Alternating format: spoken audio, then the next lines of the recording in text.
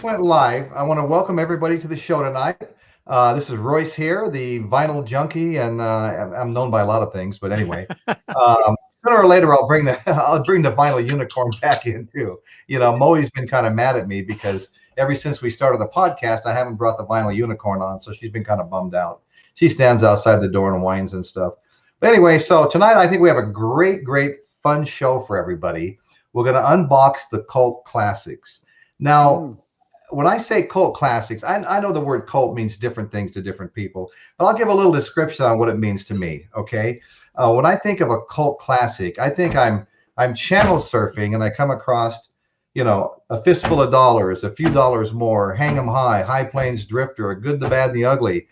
I don't give a fuck what I was going to do the rest of the day. I sit there and I can't not watch that movie.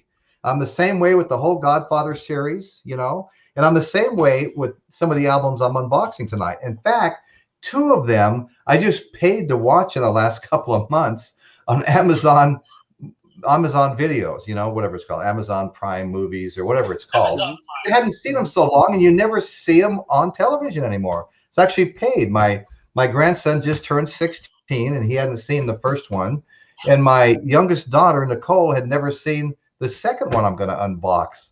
So having said that, I got to digress for one moment. I kind of hate to do this because there's so many things I forget to say in these shows, but this one was special to me, okay? My mother passed away about 5 years ago. After she lived with us for 5 years. And a little story here. She had a big pink suitcase, and it was a busted up suitcase. She had a belt around it because the latches were broke. And every time she left town, she was so afraid someone was going to break into her house. She took the big pink suitcase across the street, and she always told us she had something special in it for us in the pink. And we always wondered, well, let's see. I remember she used to have a silver dollar collection. I remember she used to have this. I remember she used to have that. So finally, she comes to live with us, and of course, we weren't even thinking about the big pink suitcase, but she came walking out, just beaming one day, and go, Betty, this is for you. And she presents Betty with our surprise from the big pink suitcase. And it was this Michael Jackson doll. Okay. It wasn't the silver dollar hoard I'd hoped for. she had this. Wow. I don't know how long she's had it. Probably like Michael Jackson's zipper is down. Check it out. That was just for you. That was just for you. But anyway, so she walks out and she goes, Betty, this is for you. It's got the clothes, and there was two sequence gloves and got the sequence socks on and stuff like that. But this was the silver dollar hoard I thought maybe she had, My mother worked the night shift in one of the casinos as a change girl and as a cashier back when a silver dollar was $1. And she used to bring those things home, and she'd have 800, 2,000 at a time in big pockets and coats in her closet. Those things were heavy too. When you had a good stack of 20 or so, those things were heavy. Oh yeah, no, they were heavy. Anyway, that's all I wanted to say. I meant to do that last week because it was Michael Jackson, because the pink suitcase was always a funny story to us. How funny. So what I want to start out with is, and you guys have seen this in the ad, but it's Quentin Tarantino's Pulp Fiction.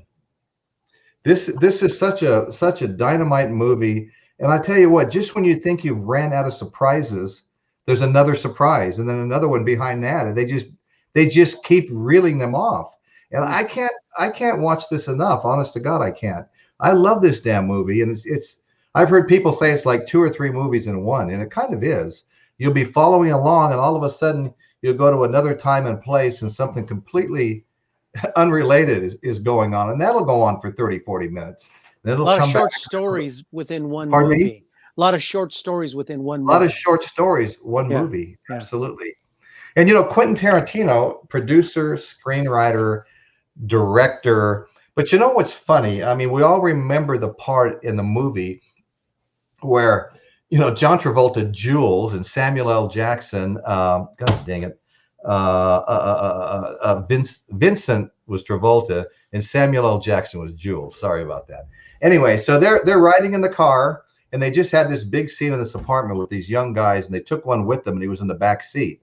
And Vincent, John Travolta, turned around, and he's got the gun pointing at him. Jules hits a bump and he blows his brains out all over the car, right? Well, where do they wind up going? They wind up going to Jimmy Dixon? Jimmy Dixon, yeah. And Jimmy Dimmick, I'm sorry. Jimmy Dimmick was played by Quentin Tarantino. I don't know how many people knew that, but Quentin Tarantino played Jimmy Dimmick. That's the house they went to. The guy was flipping out because they brought this bloody body to him. Then they called that fixer guy that come in the Wolf, I think it was, and handled it all. But anyway, so this is a fantastic album. There's a lot of really cool pictures on the back. You know, here's Jewel, the glare. Jules and let me go. Okay, gotta move this way. All right. Wasn't Jules, the Wolf? The Wolf was played by Harvey Keitel, right? Yeah. Yeah, I think so. Yeah, but I mean, what a fantastic. No, wait, he was the fixer, right? Right, because he's Yeah, the the one who fixer. Yeah. The one that had to take care of the bloody mess. Yep. Hose those guys off, made them take their clothes off and hose them off in the front yard. Made them go clean all the chunks of brain that were all over the car and things like that. But it was great. I mean, what a cast, you know, John Travolta, Samuel L. Jackson, Bruce Willis, Uma Thurman. And the part Bruce Willis played was fantastic. The boxer, that was great. You know, I mean, this is just a great movie. I mean, just talking about it, I'm going to be watching it again very soon, you know. And but anyway, I'm gonna go ahead and, well, this is a soundtrack, which is why I have it. I'm going to go ahead and read this because some of these songs they'll bring up a lot of memories. Okay, we've got all right. Damn, every time I think I don't need them. We've got Pumpkin and Honey Bunny. Remember in the restaurant? Mm-hmm. Honey Bunny, they were trying to rob everybody in the restaurant. Mm-hmm. that was great. Miserlou, that's a Dick Dell, one of the best surf songs ever written, and probably Dick Dell's signature surf song. Just a great song. Royale with Cheese. That's a dialogue, actually. Jungle Boogie, Cool in the Gang. We've all heard that plenty of times. Let's Stay Together by Al Green. Bustin' Surfboards, performed by the Tornadoes. Lonesome Town, performed by Ricky Nelson. Ricky Nelson got a song on there. Son of a Preacher Man, Dusty Springfield. I mean, are these great songs or? Oh yeah, absolutely. Especially the Dick Dale stuff. I love Dick Dale music. I love Dick Dale. When I unboxed the Beach Boys, the first album I unboxed was a Dick Dale album. You know, right. And the one with Miserlou on it. You know, I love Dick Dale. I got to see Dick Dale at Slow Brew, which is nothing more than a bar with an upstairs and a downstairs, and you could just walk right up and stand in front of the stage and watch him play. And his son was with him playing too, and it was fantastic. You know, watching Dick Dale up close like that. I never thought I'd get to see him. We would go to this big convention all the time in California, over there in Orange County. It's called the NAMM Show, and Dick Dale was always walking around. And if you've never seen this guy, he always looked like he was miserable.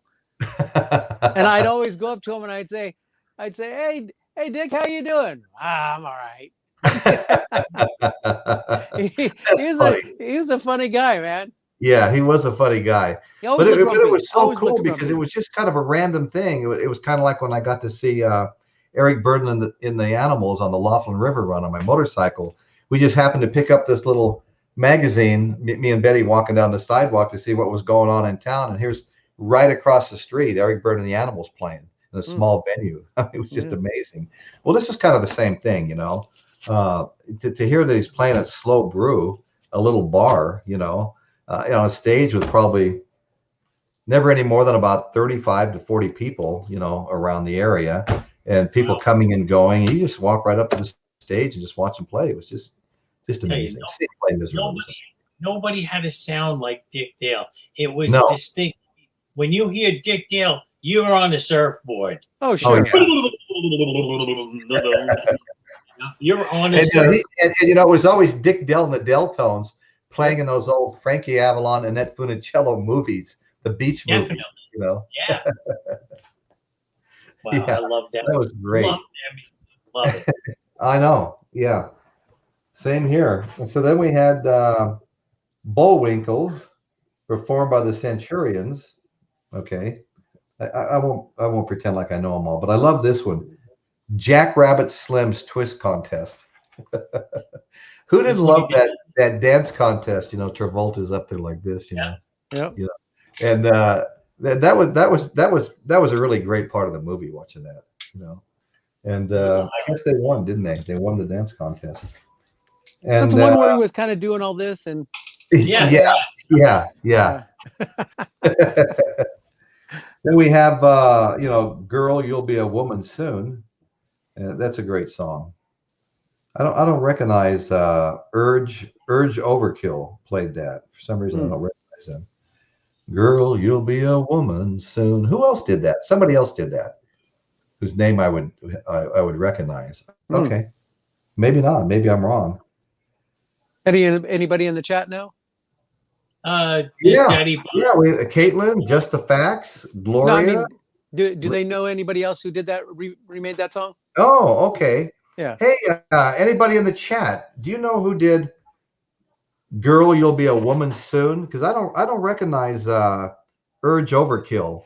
And I know that was a big song, and I just remembered it was a name that I knew at the time. The Wizard Lay. It's just Urge Overkill. Okay. Wizard's Lair. That must be your wife, right? That would be her. Yeah. Okay. Yeah. Daddy Bog's saying Neil Diamond. Oh, wow. Maybe there is a Neil Diamond version of that. Maybe there is. Yeah. Maybe that's what I used to hear a lot of. He knows his shit. Yeah, the Bogster's usually right on that. The Bogster, I'm telling you, boy, between him and Just the Facts. Okay, so then we have Bring Out the Gimp. I mean that scene, you know, with the rednecks. Q in Altini.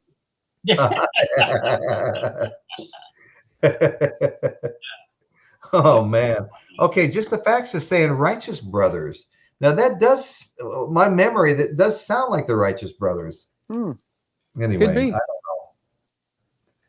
Surf Rider, performed by the Lonely Ones. Ezekiel, those words that were spoken by Samuel L. Jackson, Youll. Yeah. Okay, so then like executive soundtrack producer Quentin Tarantino. Yeah, he's, you know, he only did like 10 movies. I mean, a guy this talented, you know, did. Wonder if that's a case. 1 and 2 and some others. Pardon me. Go ahead. I wonder if that's a case where the movie and the soundtrack were equally successful. I mean, because those are. That's a good question. You know, so although it's a classic, is it really a cult classic? A cult classic, exactly. You know, exactly. I've got to pull out the vinyl for this reason. Wow. Translucent Yellow. Okay. Translucent Yellow. MCA,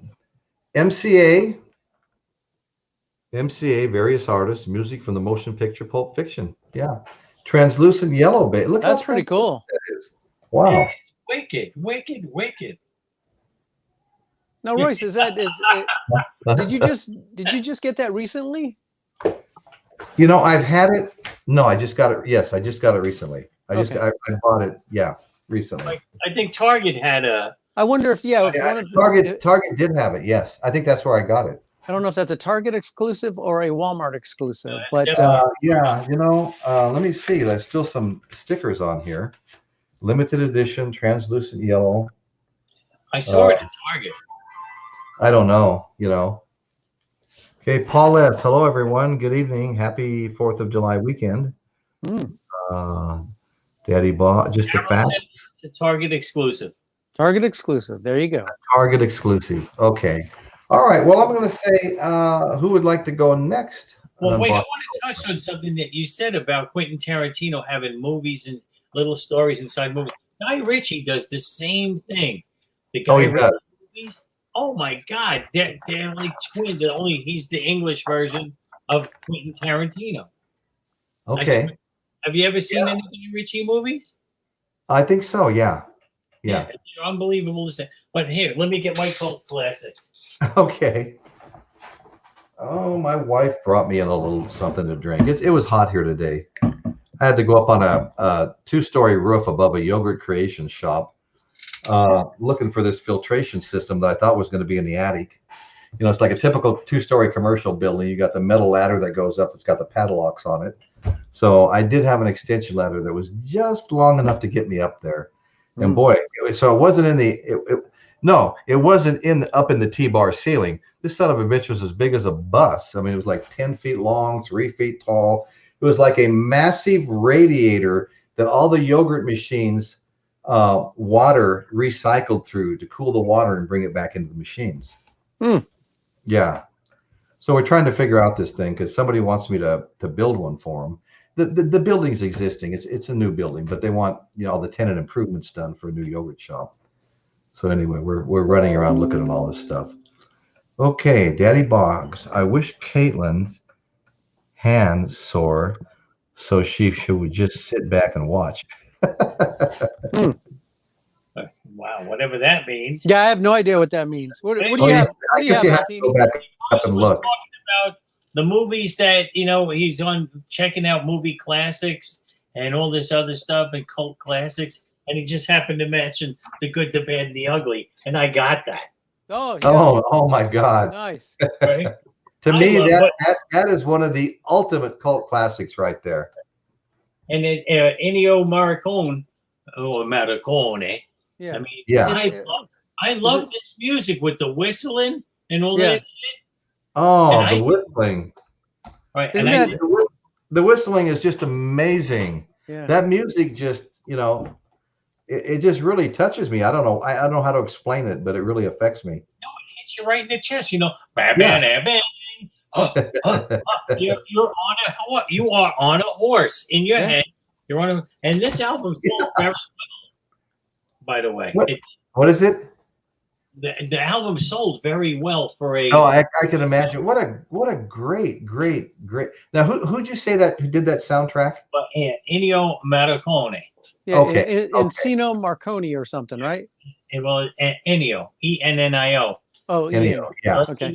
He's Italian because all the films were filmed in Sardinia.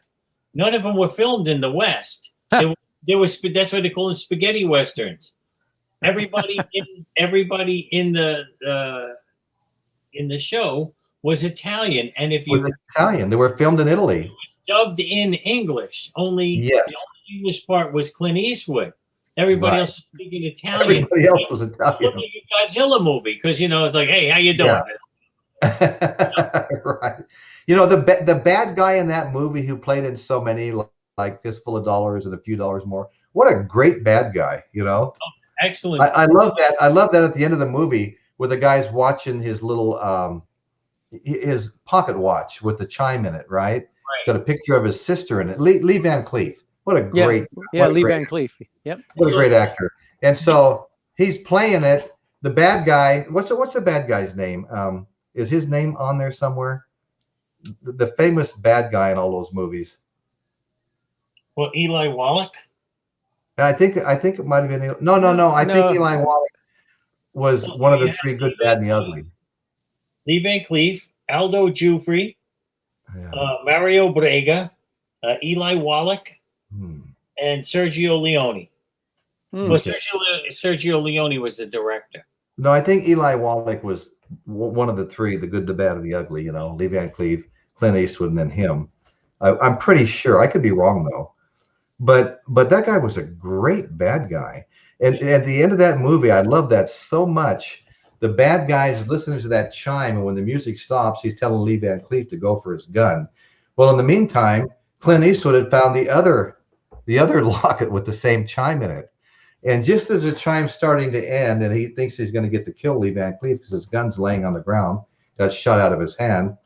Here the chime comes in louder again as Clint Eastwood comes walking out with his rifle pointing at the bad guy, and he walks over to Lee Van Cleef and takes his gun belt off and hands it to him, and Lee Van Cleef straps it on, and what a great ending, Right. Well, Eli Wallach, he died in that movie because he was the bad. He wasn't the ugly. The other guy was and Eli Wallach was the prick in The Godfather 3. Yep. right? Yep. He was the one who set everybody up to get shot. Yeah, he did. Yeah. So well, he always plays a prick. But anyway, always plays a prick. Yeah. This is the vinyl. Not bad shape for. No. I love that. That's great. Easy with that vinyl, Mr. Right, yeah, I don't want to break yeah. it, right? I got to be honest with you. The first thing that comes to mind with classics is all of the spaghetti westerns. Yeah. I've watched them all 100 times, and if I walked out after the show and 3 of them were going to play in a row, I would sit down until I fell asleep and watch all I could. I love those. You wanted a big bowl of pasta. So, my original cult classic that I was going to show today was the Rocky Horror Picture Show. Oh yeah, look at that. And when you talk about huge. That is cult all the way. Right? That still comes around to the theaters every so many years, and a big crowd. That thing is wild. Not just the movie. This record sold. Yeah. You know. Okay. That's a case. That's a case where the movie didn't do so well in the theater, which would be considered a cult classic because it became super popular after the fact. And then the soundtrack just blew up after that. Right, and it was funny how it was a play in England, and it just totally bombed.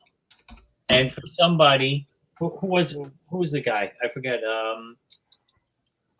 He's a famous dude. Lou Adler. Lou Adler picked it up to make the movie. I mean, what a risk he took. Yeah. Oh, wow. Super low budget. Right.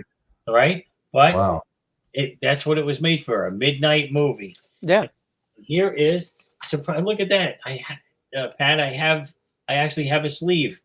Unbelievable. Right. That's great. And it's in great shape.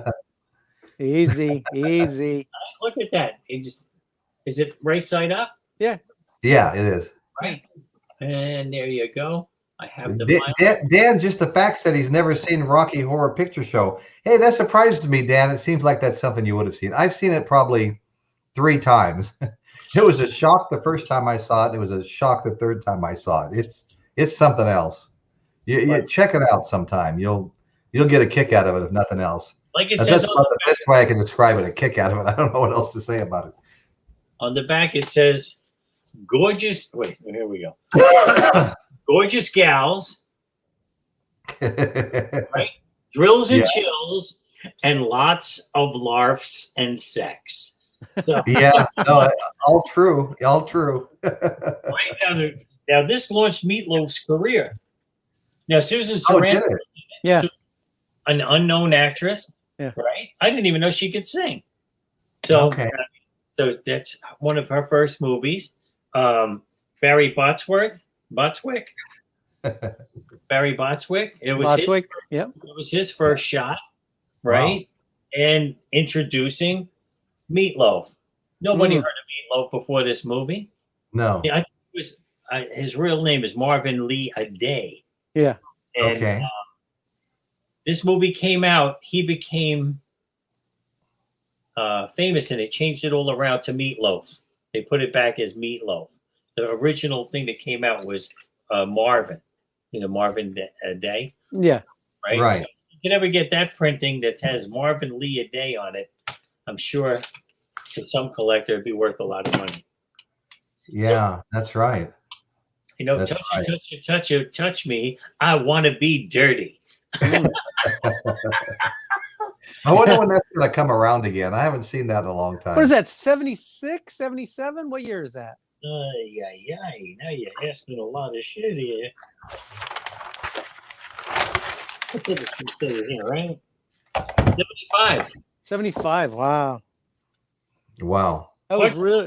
It's kind of like a ahead of its time kind of a movie, it was pretty. Yeah, I would say the same thing. Yeah. Right, and it was ODE Records. OD Records. Wow. Never heard of them. But anyway, there must have been like an independent. And to even get this out in the market as an independent, that was pretty rough too, because Columbia and everybody had the market on all that shit, Yeah. Smack down the independents. Wow. I think that was Tim. That's a great one. Both of those are great. Go ahead, Pat. Sorry. I think that's one of Tim Curry's leading movies, right? One of his first. Oh, definitely. Because you never heard of him before, really, in America. I'm sure in Europe they heard him, but I mean, a bunch of great actors and a great story, a crazy story, and a low budget but a great movie. No, it was. Hey, Altini, can you do the time warp I wanted to dance? say, Altini, when you were showing your records, they were worried about, somebody was saying it must be unbreakable because you hadn't dropped it and broke it yet. And and Daddy Fox says records were made to be broken. Just the fact says unbreakable twice. Yeah. I wanted to say to the chat, I have room if someone wants to pop in and be, be a co-host or just join us and put your 2 cents in. You got an album you want to show? Just let me know if you want to come on. Okay. Well, maybe you want to come on and do the time warp. It's just that's right. And then yeah, see, that should be a stipulation that whoever comes on next, they actually have to do the time warp with Altini. Put your hands on your hip and bring your knees in tight. I used to do it, man. It's just the pelvic thrust, and then it drives you insane. All right. Anyway, I'm going off my rock. Yeah, keep going. I was getting into it. Let's do the time warp again. Okay. He's singing so loud for an audience of one. My favorite character though was Riff Raff. I thought. Oh yeah. When he was up in the window. And he had that wicked voice, and he go, into my life, into my life. I was like, I'm hooked. I love that guy. Exactly. He did it pretty good though, Pat, didn't I? That was really good.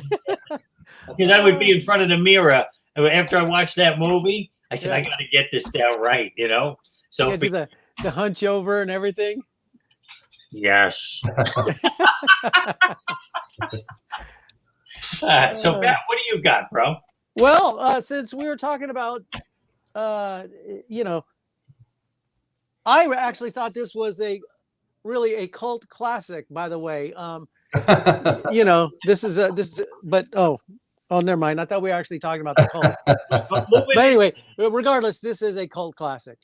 Oh my God, that's one of my favorite bands, man. Wow. The cult. I actually thought we were talking about cult classics, but so this is electric here. But anyway, he plugged his shit, boy. No, not really. Available at thewizardslair.com. No.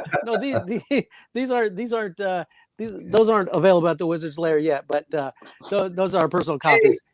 Hey, Caitlin. So I would consider this a cult classic. This is Dark Shadows. Oh my God! Oh, that's a nice one. Yeah. This is actually the 50th anniversary. It was a 2016 Record Store Day release on purple vinyl. Comes with a poster. Oh wow! And if this particular TV program got really popular after it aired, because it aired from 66 to 1971. I think there was like 6 seasons. That's cool. It was basically a vampire soap opera. Can I? Okay. I was a giant fan because I used to come home from school at 3 o'clock. Well, actually, 3 o'clock was Dark Shadows, and get off the bus, run. And I used to get the shit scared out of me. Oh, the theme song, right? Yeah. With the waves. And oh yeah. I know. I remember some of it. That prick, he scared the shit out of me. Barnabas Collins. And when I went to sleep at night, I would go like this with my covers because I said if my neck was covered, I couldn't get bit by Barnabas. Yeah, he was like the coolest, calmest vampire I've ever seen. He was nothing like Christopher Lee or any of the 70s vampires. But somebody else to invite here. This is actually getting harder and harder to find. It's on purple vinyl. It's really nice, you know. But is it songs on it, or is it? Yeah, it's actually all the theme songs that are on the. I wish I could see better, but I'd tell you the names of the songs. But it's excerpts from all of the songs that were in the in each season. I don't know if you can see the names of the songs there. Nah, not really. Right. But I have a trivia question there. There was a girl who went back in time who was accused of being a witch. Mm-hmm. What was her name?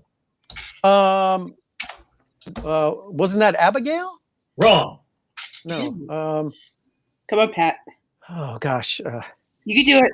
Okay, I'll give you the initials. VW. Oh yeah, Victoria. Victoria Winters must Victoria die! Winters. Yeah. Yeah. Right. It's been a while since I've seen the show, but and by the way, I do know that this Dark Shadows runs continuously on the Pluto. Yes, it does. Yeah, so if you guys have the Pluto app, you can go back and watch this thing. It just keeps running and running and running, season after season after season. Nice. Wow. Me on to Pluto TV. Yes. They have that show that was on NBC about what the fuck was his name? Okay. I'm having a brain fart right now. Yeah, remember the Silence of the Lambs, Doctor. Oh, Silence of the Lambs. Yeah. Anna, what was it?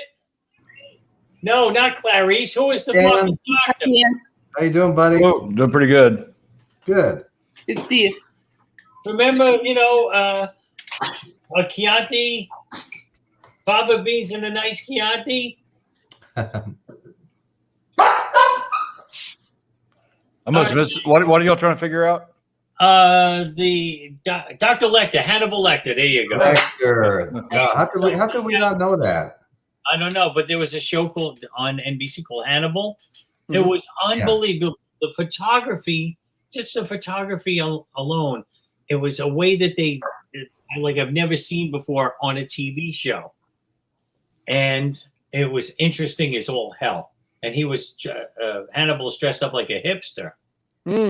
Right? So on Pluto TV, it's the Hannibal channel, continuously runs those things. So thank you, Pat, for Pluto TV. Yeah, Pluto TV is awesome. If you don't have it, just download the app, and there's great videos on there from the 70s, 80s, and 90s, and 2000s. They have it sectioned off by categories, and you can sit there and watch 80s videos all day long.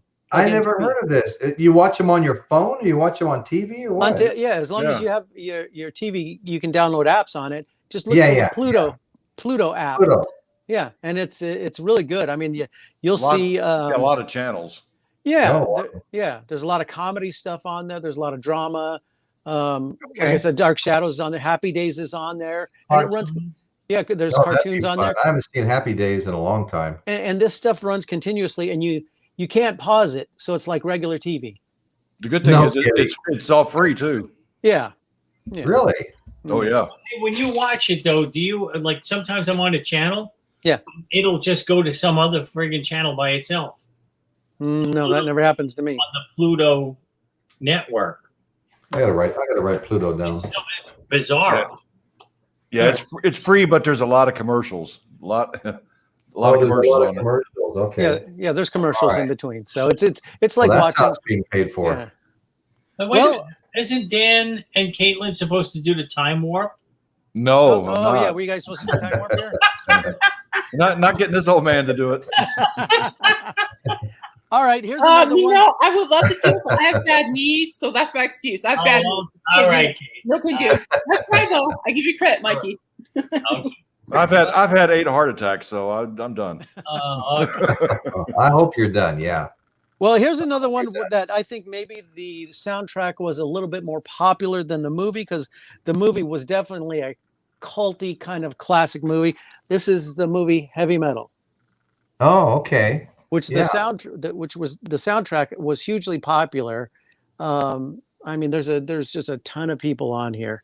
That's the Sammy Hagar does that version of heavy metal, right? That's correct. Yeah, you know, you had Black Sabbath on here. You've got Cheap Trick. You've got Devo, Donald Fagen, Don Henley. I like Don Henley. I mean, excuse me, Don Felder. Don Felder too, huh? Yeah, Grand Funk Railroad, Sammy Hagar. Always loved Grand Funk Railroad. I love Grand Funk too. Yeah, they're great. Incredible. And you know, it was 40. How many years ago? It was on this day, 1973. I think is when Grand Funk released their American Band album. I love that song. We're an American band. Yeah, that was. I listened to those songs to death back then. They were great. I saw Grand Funk. I saw Grand Funk in concert right when that album came out. I was in my junior year in high school. Yeah, when I saw them, and that was their heyday. Yeah. They were out late 60s, early 70s too, though. I remember. That's okay. What is that? This is the inner sleeve here. Oh, okay. Yeah, that's cool. Yeah. The back. Some fancy shit. Yeah, you know, that's really, really nice looking stuff right there. Yeah. So as far as you know, this I think the soundtrack was a little bit more popular than the movie, but the movie ended up being a cult classic because, you know, you go to some of these sci-fi conventions and stuff like that. Yeah. People still dress up as some of the characters that were on here, you know? Right. But that's it for me as far as cult classics, you know? I can always pull out I've got another one. I got a couple more, but this was pretty near and dear to me for a lot of reasons because one of my most important hobbies my entire life, and that's going to be Easy Rider. And I'll tell you, this is just an amazing, written and produced by Peter Fonda, young Peter Fonda, you know, following in Dad's footsteps. He didn't have to do much after this. It cost $400,000 to make this movie, and it grossed $60 million. Wow. He didn't have to do much after this. So that was a hugely popular movie. Oh my God, it was huge. In fact, this is one of the ones, along with Pulp Fiction, I recently paid Amazon to watch again because my youngest daughter had never seen it before, just like my grandson, my 16-year-old grandson, had never seen Pulp Fiction. So I wanted him to see that. It just kind of blew his mind, but he liked it. He still talks about it. And Nicole was just talking about Easy Rider tonight, how much she liked it. It's a great, great movie. I mean, it really is. You know, the ending's kind of sad, like a lot of endings, you know, but what a good movie. And the music, I'm telling you, like I said, $400,000 investment made $60 million, right? I mean, is that like insanity? Okay, now before I go much further, there's a couple of things I have to show. I did figure out how to get a couple of pictures on here. And this one I think will be kind of interesting because I used to ride one of my Harleys, actually three, but I used to ride one of them to Laughlin, Nevada every year. I did that 10 years in a row, and we would ride all over the mountains, and we'd go to Oatman and maybe up to Lake Havasu and maybe even into Vegas and Henderson. But so we'd ride our motorcycles around. Well, in 2002, I was on the Laughlin River Run, and staying at our hotel at Harris Casino were the Mongols. The Mongols, and them and the Hells Angels were, you know, they were really at odds with one another, a real war. And it was kind of weird because here we are at Harris, where we stay every year because of our players' cards and the free rooms and stuff. And here's the Mongols. They're everywhere. And one of my buddies had a Raiders bike. I think I have a picture of it here. I'm not sure. His Road King was painted up in a Raiders theme. And every year at football season, he'd have the Raiders set put on, you know. And then when football season was over, he'd have the Ghosted Women's Faces paint set put on. He'd switch the paint set twice a year. Anyway, it was a beautiful bike. A really good friend of mine actually got killed on that bike coming back from a Toys for Tot run. But here we are. Here's Sonny Barger, what I consider him the godfather of the Hells Angels. He was the president of the Oakland chapter, and the Hells Angels were very diverse at the time.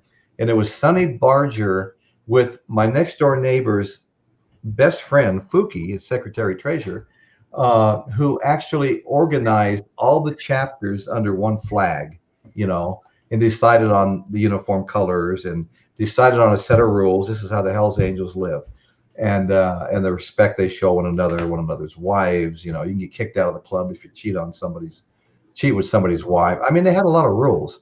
But here's Sonny Barger. Wouldn't that be just a rule in general?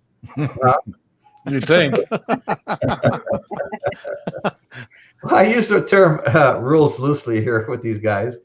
But you know what? I ran into a lot of different, motorcycle clubs and stuff like that in my travels on my bike, whether you're at a gas station or a little restaurant or whatever. And I got to tell you, they were all friendly and nice. I got along with everybody.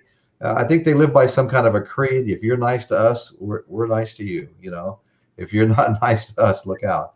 But anyway, so here's Sonny Barger. So 2002, 2:00 in the morning, I'm playing a quarter machine, and I hear what sounds like gunshots in Harrah's Casino. Pop, pop, pop, pop, pop. And I'm like, what the? It sounds like gunshot. And nobody's moving. Well, it happened again within a few seconds. And then a human wave of people came flooding in and out of the aisles, blood dripping everywhere. At my feet was blood spots. 3 slot machines from the one I was playing had a bullet hole in it. And so the Hells Angels and the Mongols went at it. They're shooting and fighting and stabbing, and guys were running by with blood dripping off their arms, and everybody was trying to escape. And I'm undercover. We're already there, and they're running through. Everybody on the ground. And of course, I'm more interested in hitting the button and getting my coins to drop out into my tray. So anyway, I'm unloading my slot machine, and I get held in a room for 15 hours. While Las Vegas Metro interviews everybody one at a time to determine who's involved. And of course, I'm wearing one of my favorite motorcycle shirts with the skulls and the flames, and so I just fit right in with the boys. And same shirt I had on that night. Anyway, but so we got held in the room, we got interviewed, we got let go, and they were kind of rude. It's like, what are you doing here? I go, well, I ride here every year. What do you do for a living? I'm a contractor. All right, get the hell out of here. It's like, hey, well, get the hell out of here, you too. Mother. Anyway, so that's what happened. And here's another picture I'll throw on here. This is the next day. There's me. Can you guys see this? There's a picture blocking your view. Yeah, it looks good. Perfect. Here's Sonny Barger. He had just signed all of our copies of his new book and autographed them. So I'm standing there holding the book Sonny just signed for me, right? And there's my buddy Bob Shannon. Bob Shannon had the Raiders bike that later on went to a friend of mine that he owed money, who got killed on the Toys for Tot run. And then there's Kevin and Charity, his wife. So here we are. We're down at the Flamingo. HA always stayed at the Flamingo, except for, HA's kind of big to stay at one place. So they had a huge campground across the Colorado River over in Bullhead City, where there was, thousands of them that were on their way to the casino that night, but it got shut down too soon, or it would have been a real bloodbath. But anyway, that's my Laughlin story, and there's old Sonny himself. And I'll just show a couple of other things. My one chance. I've been waiting a long time to do this. My first Harley Davidson, 1971. And don't look at it and say it's a Sportster, it's a girl's bike. No, we were just graduating from our Yamahas and Hondas, and to have a Sportster was like, you were like King Macho at that time. So that was my first Harley. It's my parents' backyard in Henderson, Nevada. Here's my father. Came back from Europe at the end of World War II. He's sitting on his 4-cylinder Indian, leather flyer cap on and stuff. Cool. Let's see. What else do I have? Oh, here's my grandson sitting on the Fat Boy. That pearl paint job with the Ghost of Pearl Flames. I actually did that paint job myself. That little boy. That's a 16-year-old I just watched Pulp Fiction with. Let's see. Betty and I at the Hollister Run, one of the originals. They made the movie, I think it was The Wild Bunch with Marlon Brando, about the first Hollister Run where it turned into a big fiasco. Anyway, and then what else do I have here? Anything good? Oh yeah. Okay, here's me and Betty, Sturgis, South Dakota. We did it was only a 7-day trip. I decided to go the day before we left. I finished a little job. It was really bad time during the recession. And I finished this job and got a check. I looked at Betty. I said, I'm going to Sturgis after all. She goes, well, I guess I'm going too. So we jumped on my bike the very next day and rode to Sturgis, South Dakota. 3,400 miles in 5 days of riding. Wow. We found a campsite because things had been booked for 6 months. Some campground in Deadwood City opened up some new spaces just in a lawn area. And a trolley car came up and took us downtown into Deadwood City. And unbeknownst to us, every damn store was a casino. It might look like a drugstore, and you might walk in and it looks like a drugstore. Then you go through another door and you're in a casino. And keep in mind, South Dakota, this is like Custer's Last Stand. You know what I mean? I mean, the Indians own this place, and every single building in Deadwood City was a casino. I walked into a casino. I started playing a quarter machine, hit the $500 progressive, and a couple walked in. And they've been playing it all week. They knew it was about to hit. Couldn't have been happier. But we bought a $29 Walmart tent in Provo, Utah, on the way to Sturgis, South Dakota, and tied it on the back of my tied it on the back of my bike, and it rained 7 inches on us the first night. 7 inches. Thunder, lightning, and rain, 7 inches. Oh my God. So let's see. Okay, here's my bikes. Here's the two that ran. I was rebuilding one. That's my Fat Boy. I think I got that in like 92. And then later on, I bought a brand new Ultra Classic from Gary Bangs. But Gary Bang's a great guy. We became good friends. He owned the local Harley shop. He built a big one. And Gary Bang was the largest producer of Harley-Davidson aftermarket parts ever for the longest time. And he actually, the story I got, the bar and shield logo that Harley uses. Well, Gary also used that in his aftermarket parts. And lo and behold, Gary patented it, and Harley didn't. So guess who got set up in a nice Harley shop, fully stocked? Gary Bang. And I pulled into his Harley shop one day on a real busy weekend. They had a big sale going on. And I jumped in my truck, which is like got a 6-inch lift. Guy I bought it from did all that stuff, big tires, 6-inch lift. And I put it in reverse. I didn't even see there was a Harley Davidson parked behind me. Oh. Bang, and I look in my rearview mirror, and I'm just about rocking off the kickstand. I went, oh, no. So I walk into the Harley store, and I'm walking around quietly asking everybody, is that your blue Ultra Classic outside? No, it's not mine. And so one by one, and finally I find a guy who goes, yeah, why? I said, let's go outside. We need to talk. And we get outside, and his bike's all fucked up.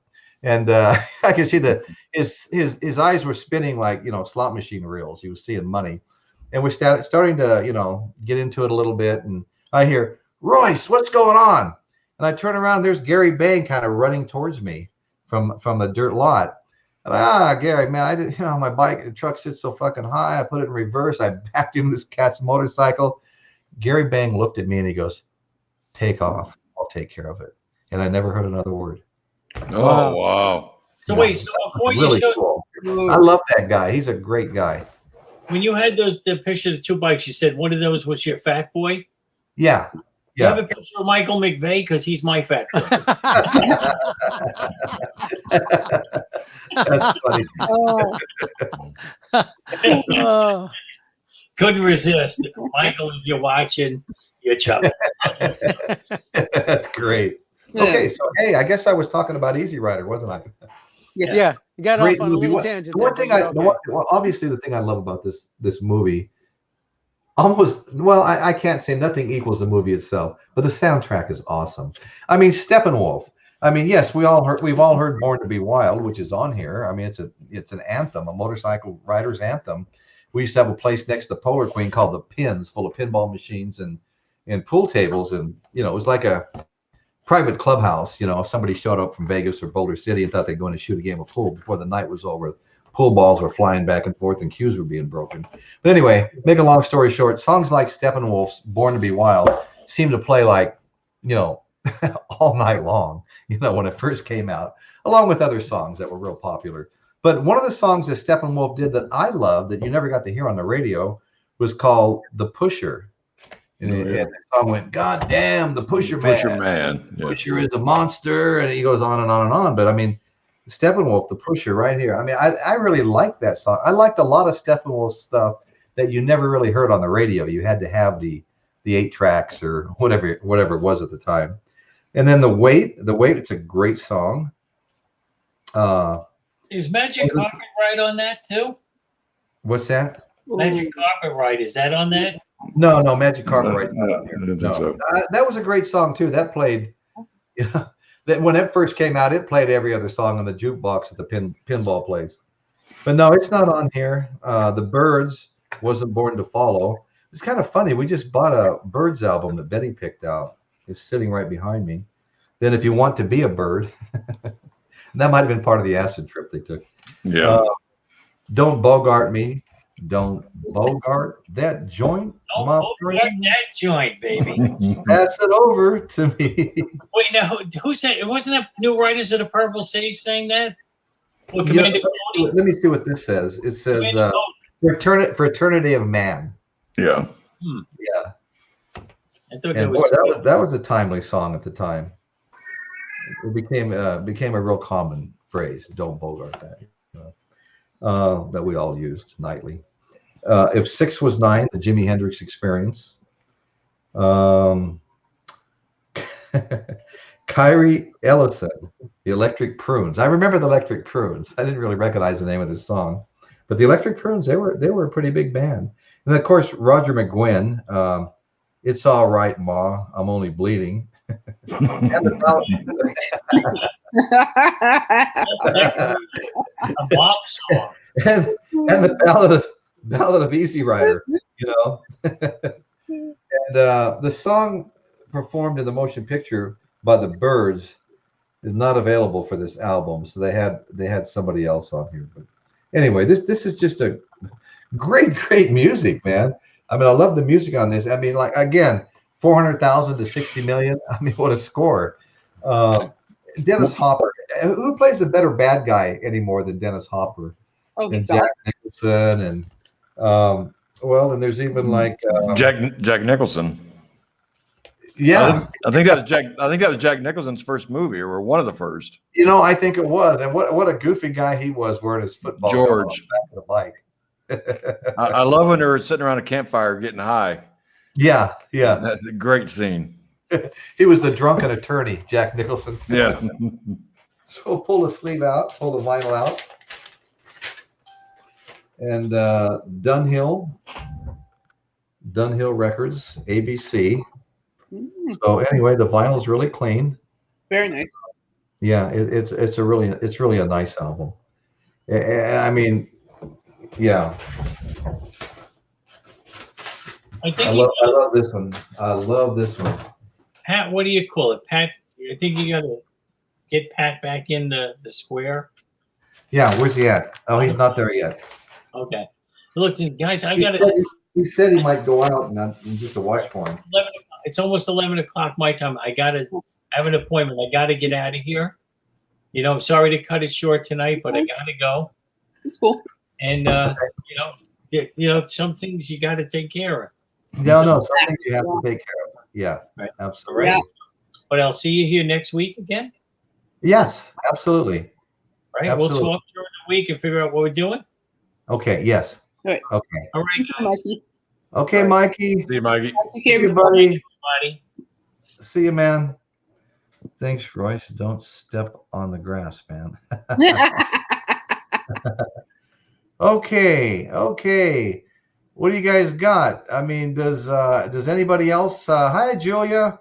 How you doing, girl? Julia's here. Oh, hi, Julia. Yeah, Julia's here. Nice. Yay, Julia. Anybody else want to pop on the show? We got plenty of spaces. Bog on. Yeah, Bog. Get on. Boggs, you want me to send you a, huh? Okay, I'm sending Daddy Boggs a link right now. Don't ask me why I just said that, but just do it.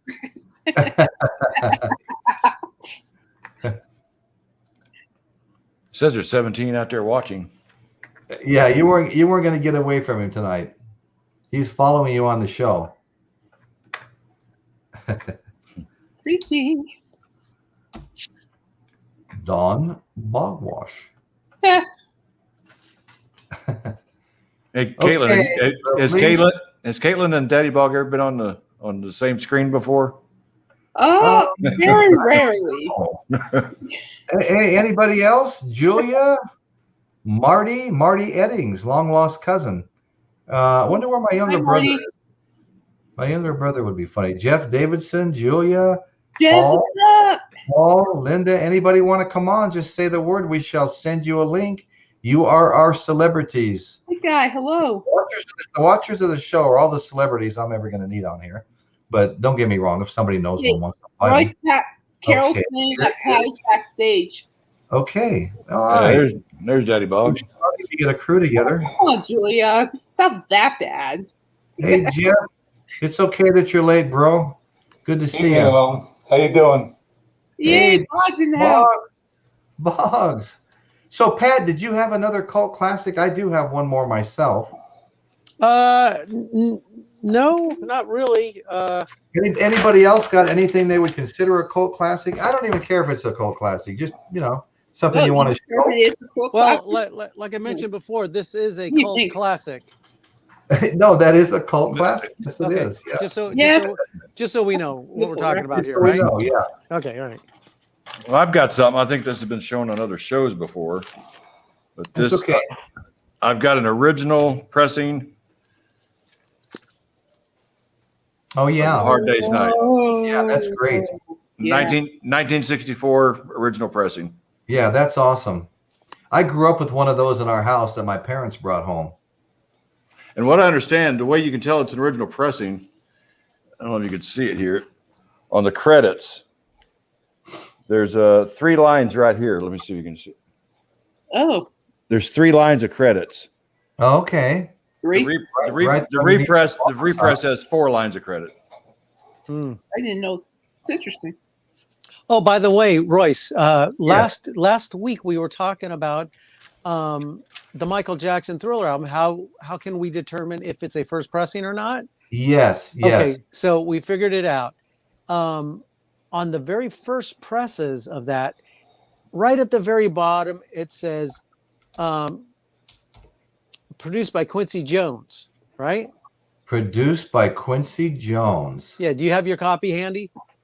Yeah. Let me just. I don't know. Can you guys see me right now? Yeah. Because I just sent somebody a link to come on. I don't know if I lose. You guys lose track of me when I do that, or no. Okay. What happened to Altini? Let me see what I have. Okay. Yeah, of course. Sitting right. We're talking about Thriller? Yeah. Okay. Okay, show me what you were talking about again. So at the very bottom there, on the back of it, where it says produced by Quincy Jones. Okay. Okay. Underneath that, does it say co-produced by Michael Jackson? Co-produced by Michael Jackson right here. Okay, that is considered the second pressing because the first pressing is missing that co-produced by Michael Jackson on it. Gotcha. Okay. Wow. And what we've noticed is that all the new pressings, Okay. and I don't know if that's a repress or not. Is that do you know how long ago did you buy that? I've had it for close to a year. Okay, so it could have been a repress, but all the represses are made from the first layout of that record. So so it is missing the co-produced by Michael Jackson. Gotcha. Wow. Okay. You need to look at mine. I have the Thriller picture disc record. I can't get to it right now because of my other knee, but now thank you. Get better. I'm definitely gonna take a look at it too. Yeah. Now I'm really curious. Well, the picture disc, it really doesn't matter. I mean, we're talking about the first pressing of the actual gatefold, Right. But I thought that was kind of interesting. So that's very interesting. Thought I'd throw that little tidbit in there. Yeah. Where'd you find that out at? We ended up looking it up, Jason and I, because he had his copy, and it's oddly enough the copy that I have that's actually autographed by Michael is the rare version that's missing the co-produced by Michael Jackson. So you got Michael Jackson's signature, but not his credit on the album. yeah. And that was a big no-no back then because obviously he wanted he does get a point to be the co-producer on that thing. So yeah, so I mean, it definitely has to be on there.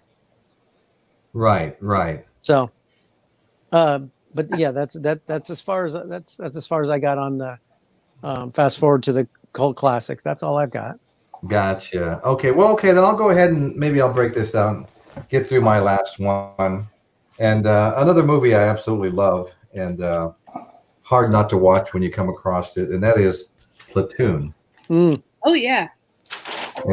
Platoon just has great music on it. I have a hard time lining up right with the camera. I'm always going in the wrong direction. But what a fantastic movie! Look at the picture. We all know who that is. William Dafoe, Elias, after Tom Berenger, shot him in the bush, and he's been shot a bunch of times, and he's on his knees, and the helicopter is going away, and he's like this before he gets shot about another 100 times. I mean, what an amazing movie this was. Barnes. It was Barnes and Elias that were going at it ever since Elias hit him with the butt of his gun because they were going nuts in this village, killing people.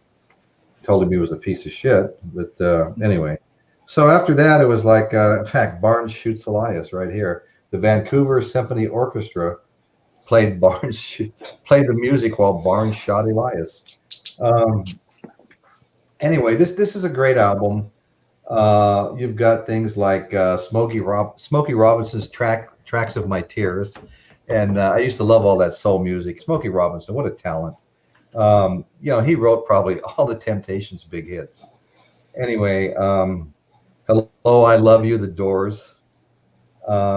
White Rabbit, Jefferson Airplane. I mean, come on. Barnes Shoots Elias, that orchestra. Respect, Aretha Franklin, her big, signature song. And I love this one. I don't know if there's anybody alive that's listened to this song more than I have. Otis Redding, Sitting on the Dock of the Bay. Oh, sure. Oh, I love that song. I absolutely love that song. Oh. And the next one, too, Percy Sledge, When a Man Loves a Woman. Mm-hmm. I mean, this was my music back in the day. That's great. And you've got the Rascals, Groovin'. I remember Dave Owens, he had a real deep voice. And he'd walk down the halls in school singing Groovin' on a Sunday afternoon. And there's just great songs on this. And of course it was Vietnam War movie. I think it was actually filmed in the Philippines. But anyway, what a great movie. It was kind of, the whole movie was seen through the eyes of Charlie Sheen, who was the big star of the show. Yeah. Let's see what I've got here. Yeah, a lot of people don't know this, but oh, he's frozen. Oh no, frozen bug. Here he goes. Either that or he's having a stroke. Oh God, I hope not. Oh, here we go. We're There back. we go. Right, there you are. Yay! I think that was McVeigh, trying to get involved here. Okay, so this is great. I mean, here's Charlie Sheen down here. You can't see me really well. I can never line up quite right with the camera. Charlie Sheen. And what a great role he played, And if I'm not mistaken, Barnes, Tom Berenger, was just about to kill him with the big rock and crush his skull when this plane went overhead, and I think napalmed him, Mm-hmm. And when they all woke up the next day, Barnes looks up at Charlie Sheen's and says, call me a medic. If I'm not mistaken, Charlie Sheen killed him on the spot. And he deserved it too. But this is just a great movie. I mean, I love this movie. And let's see, there was more I wanted to say about it. Okay, written by Oliver Stone. I mean, what a great writer, right? Written and directed in 1986 by Oliver Stone. That's what I didn't want to forget. And anyway, it's a fantastic movie. You guys have all seen this, and you too, Caitlin. Everybody's seen Platoon? Yeah, I have.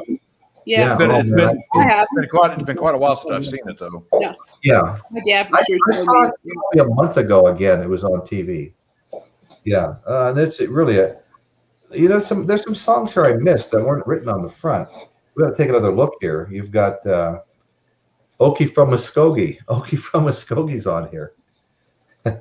Merle Haggard. And that's great. Hello, I Love You by the Doors. Of course, we mentioned White Rabbit. Barnes Shoots Elias during a symphony.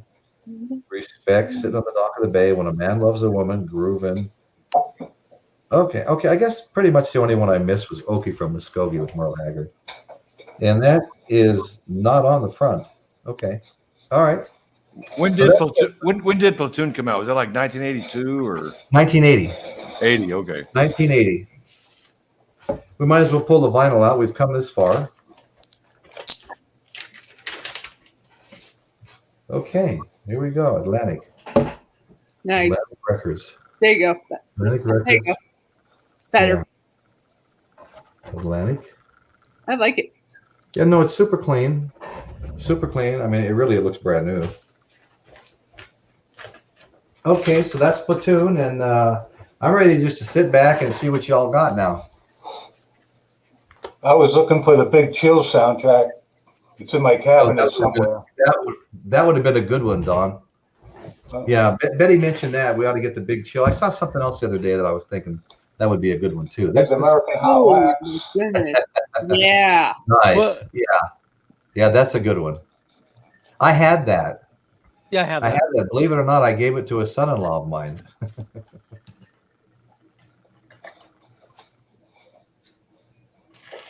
I guess while we're talking cult, I mentioned on the show last week that the Chicago Transit Authority, when they shortened their name to Chicago, Yeah. James Gershio and Dean Torrance of Jan and Dean took the logo from Coca-Cola to form the C for Chicago.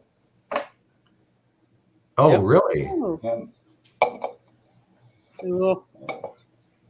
yeah, they felt that Chicago Transit Authority was too long of a logo, so they dropped all that and just went with Chicago. You know what? I remember it all now that you brought it up, but I forgot about that. I forgot they were Chicago Transit Authority for a while. Mhm. That's the original name. Yep. Original name, yeah. Wow, Yeah. that's cool. Well, this isn't American Hot Wax. Hey, Don, what are the songs on American Hot Wax? Let's see here.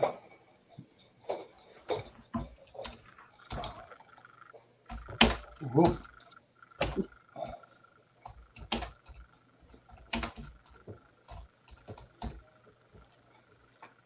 It's by different people. Rock and Roll Is Here to Stay. Danny and the Juniors had the original.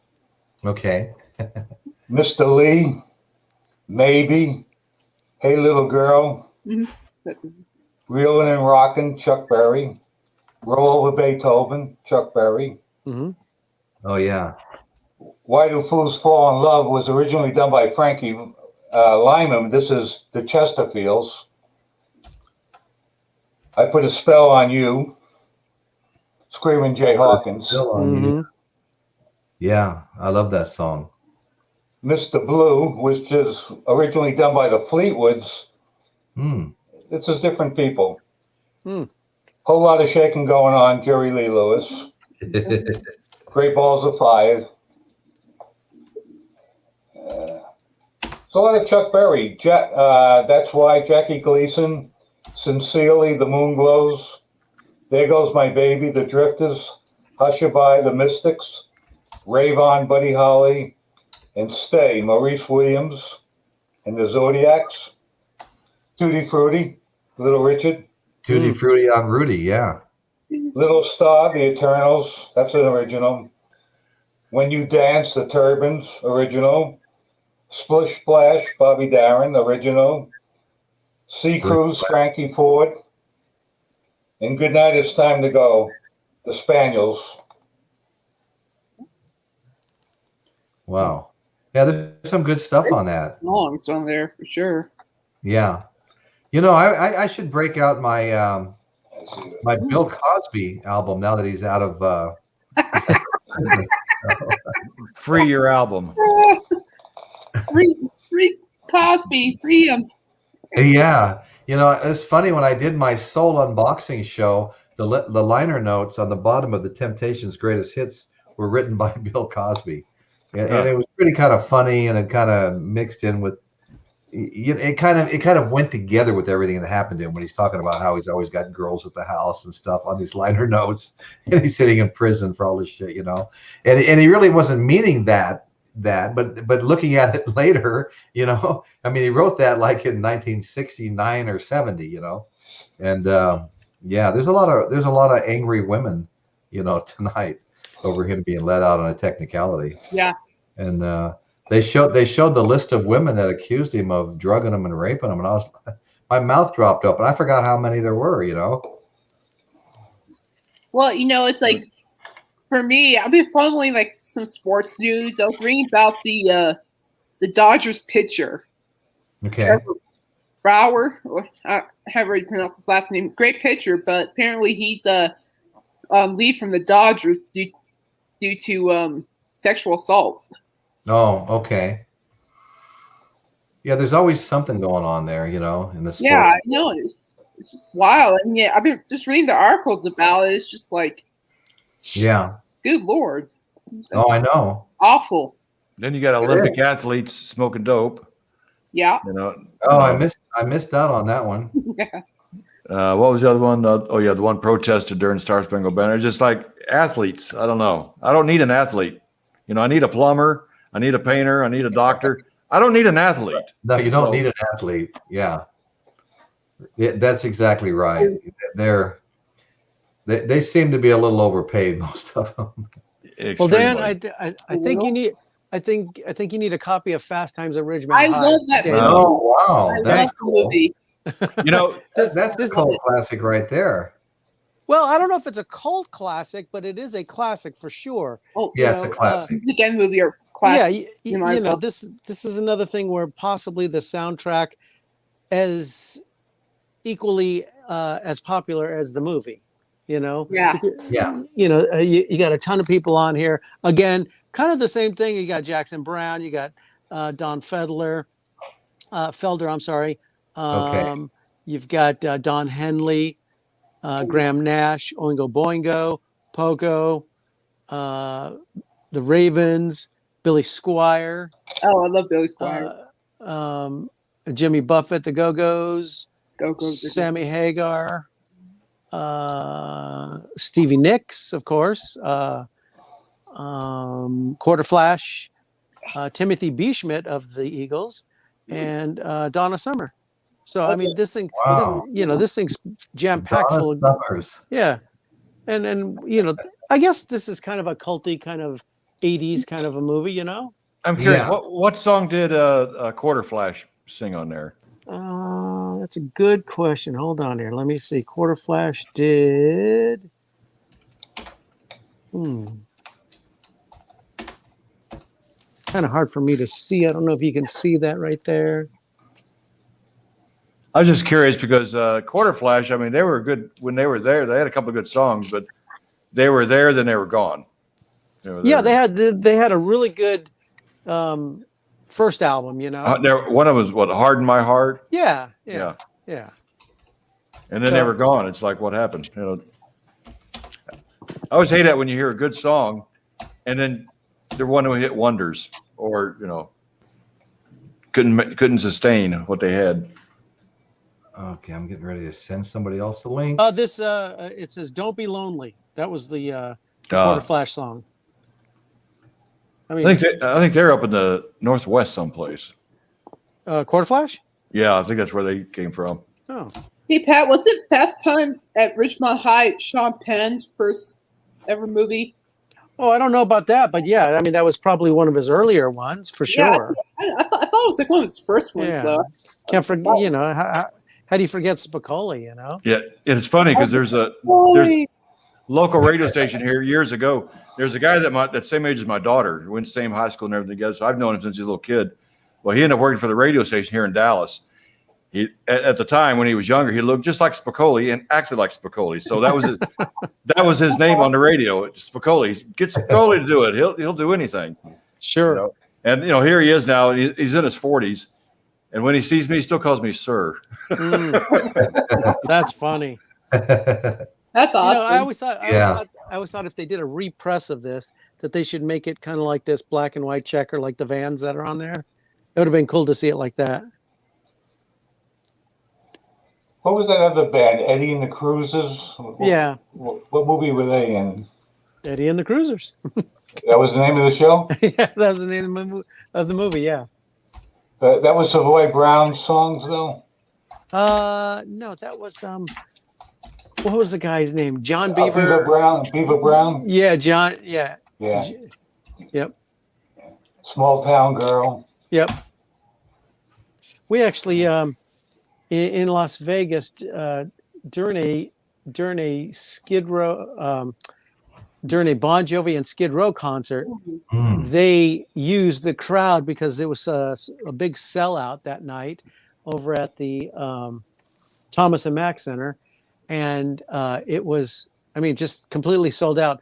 So they used the crowd for a video from Eddie and the Cruisers. I think it was either one or two. I can't remember if it's one or two, but they used the crowd for that particular video. So right before Bon Jovi came on or whatever, they said, okay, look, we're going to be shooting a video here. So we're going to do this like a couple of times, so on and so forth. So, I mean, it was pretty exciting, to be honest with you, because we were like, whoa, we had no idea that was going to happen. That's cool. So they used that crowd for the video. How many takes did it take? I guess maybe about 3, I think. Maybe 2 or 3. Yeah, because I did a video. I was with the band Hell Yeah after Dimebag Darrell was killed. Sure, yeah. And Hell Yeah got together. So they were doing a video out here at their strip club that they owned. Yeah. That was something that started in the morning, and it lasted till like 3 in the morning. Oh, sure. It lasted the entire day. We were exhausted, but it's free booze for everybody. Yeah. So. I mean, these guys were lip syncing to the whole thing. They brought a band up there and did the whole thing. So I think they had it well rehearsed. So they only took, not that many. And as a matter of fact, that same night, Skid Row ended up recording one of their videos. I think it was for 18 in Life. So all the live stuff that's on there was from that particular show from Vegas.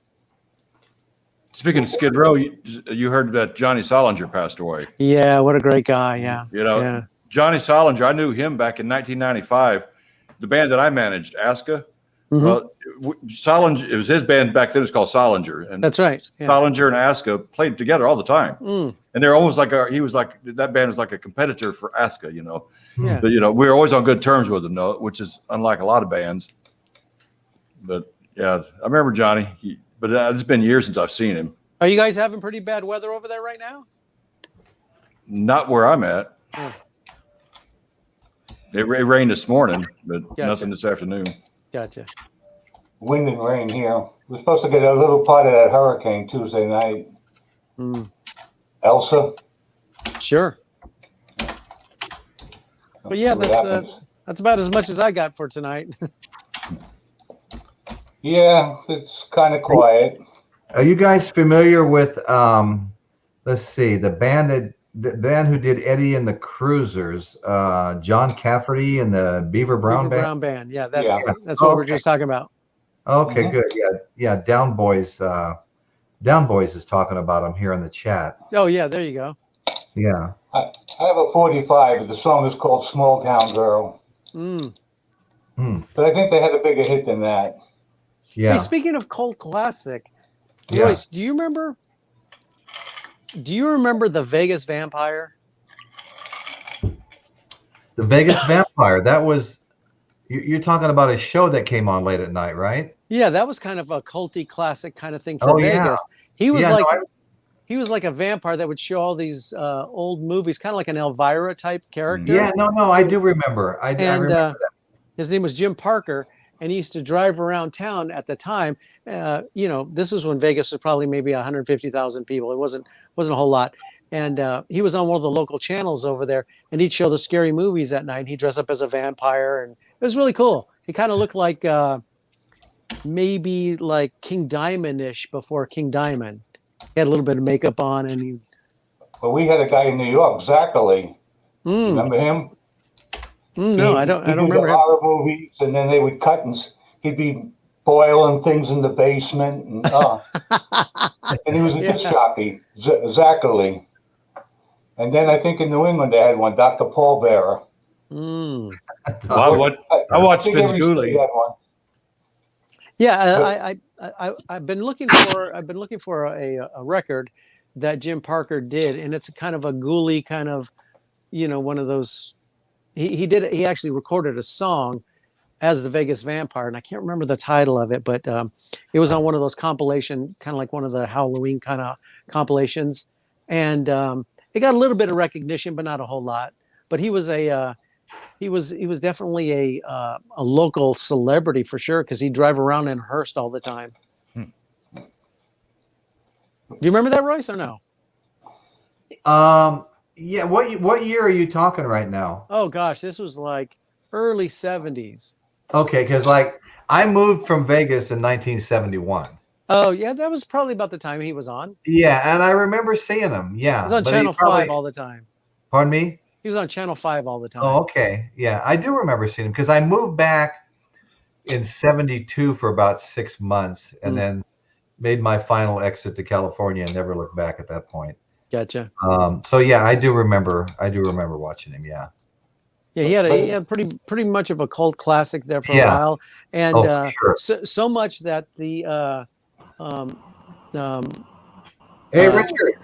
I'm sorry. Yeah. Hi, Blue. Can you hear me? I want to introduce my younger brother, Richard Eddings, and Pat here next to you. He grew up with Mark Slaughter in Vegas. I was telling you about him. They used to go to Pabco Road, Kegers, and stuff like that. Oh, sure. Neat. Yeah. Nice. Cool. Yeah, so my brother grew up. You were singing him tonight. I'm sorry. Go ahead. Did you not? I'm in my room right now. Can you guys hear me? Yes. Can you hear me? Yeah. Oh, it's not going to be like last time, right? I hope not. When I got thrown off the show. You get thrown off Booted again if it is. Yeah, if you don't behave, Royce will kick you right off. You know, my younger brother here, he played guitar his whole life. We started taking lessons as kids.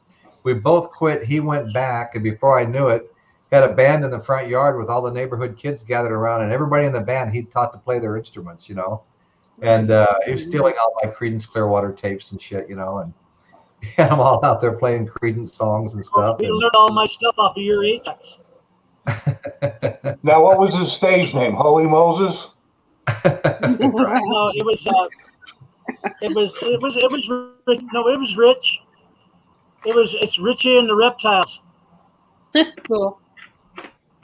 No, I'm kidding. It wasn't Richie and the Reptiles. Oh. Actually, there was a Richie Crocodiles, though. Yeah, Richie and the Crocodiles. We were talking about that last night. They all went out there, dressed kind of in almost like suits, but with high top red tennis shoes on. Well, I told Royce a long time ago, if he remembers that group, The Hinges. Remember that, Royce? Yes. Yeah, I was with a group called The Hinges. We opened for the Doors. Wow. That's really cool. Oh, he would talk. Exactly. Was that before they were the Doors? It's almost 11:30. What do you want from me here? Wow, it's almost 8:30 here. Oh my goodness. Yeah. You ought to have a show one night where it's nothing but anyway, dad jokes. Richie, I don't know if you remember this story. My dad told me there was some guys you were playing, I think, at Nick's Supper Club, your band, and there was some dispute with the girl, and there was a bunch of guys there that wanted to beat you up in the parking lot after the show. And my dad was telling me that he took it. Huh? That was we were playing at a place called Old Vegas. It had a restaurant, gift shops, and a lounge and everything. Up on Boulder Highway there. Oh, that's where it was. Okay.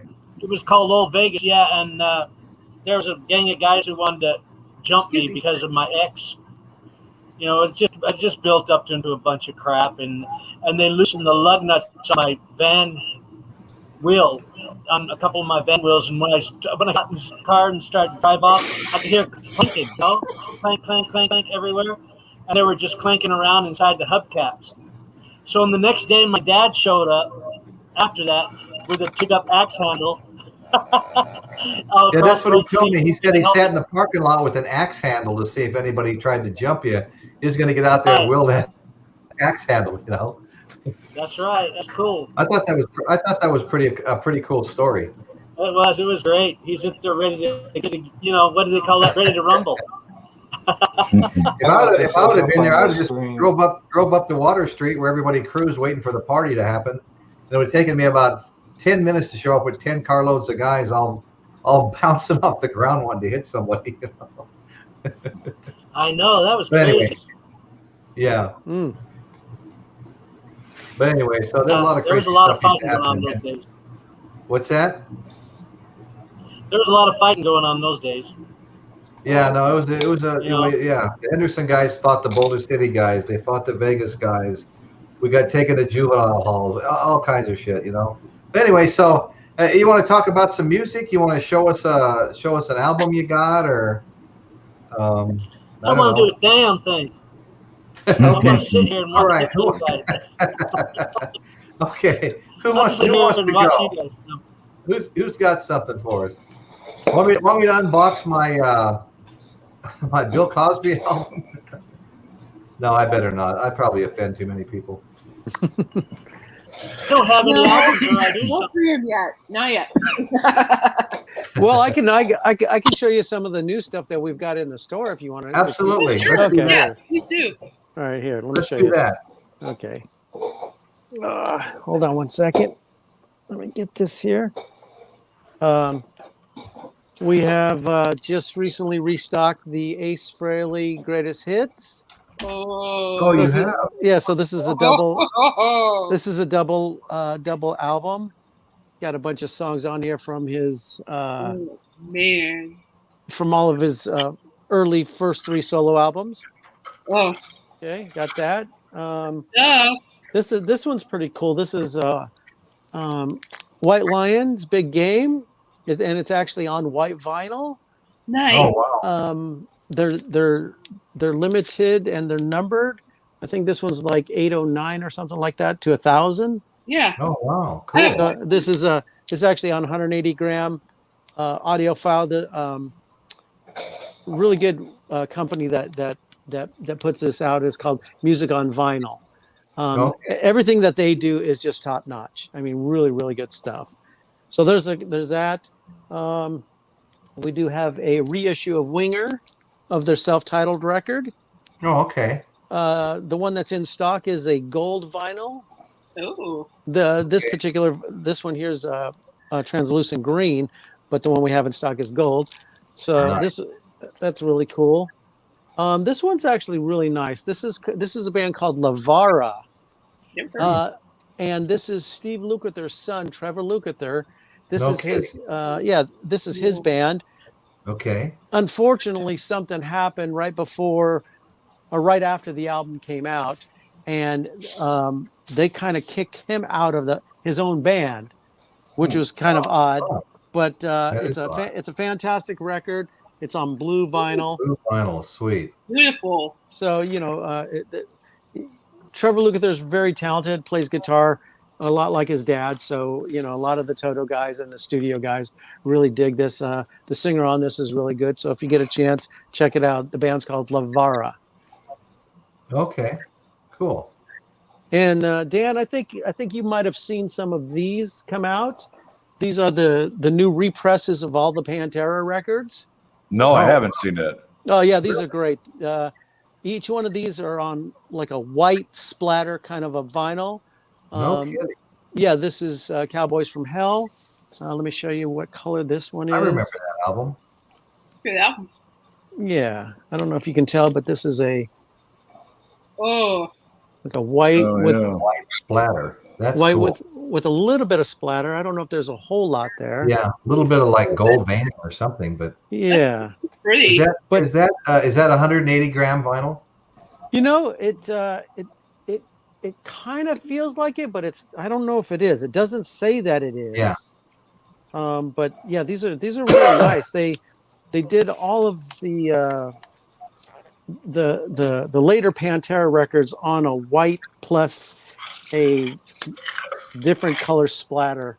And this one here says it's white with a whiskey brown marbled effect to it. So you got that. Cool. You got that one. The stuff they're making today, it's. Oh yeah. When you pull it out and it's all these different colors and stuff. I bought something the other day. Okay, I got to tell you, I got a confession to make. Yeah. Maybe I'm a little embarrassed about it, but not really.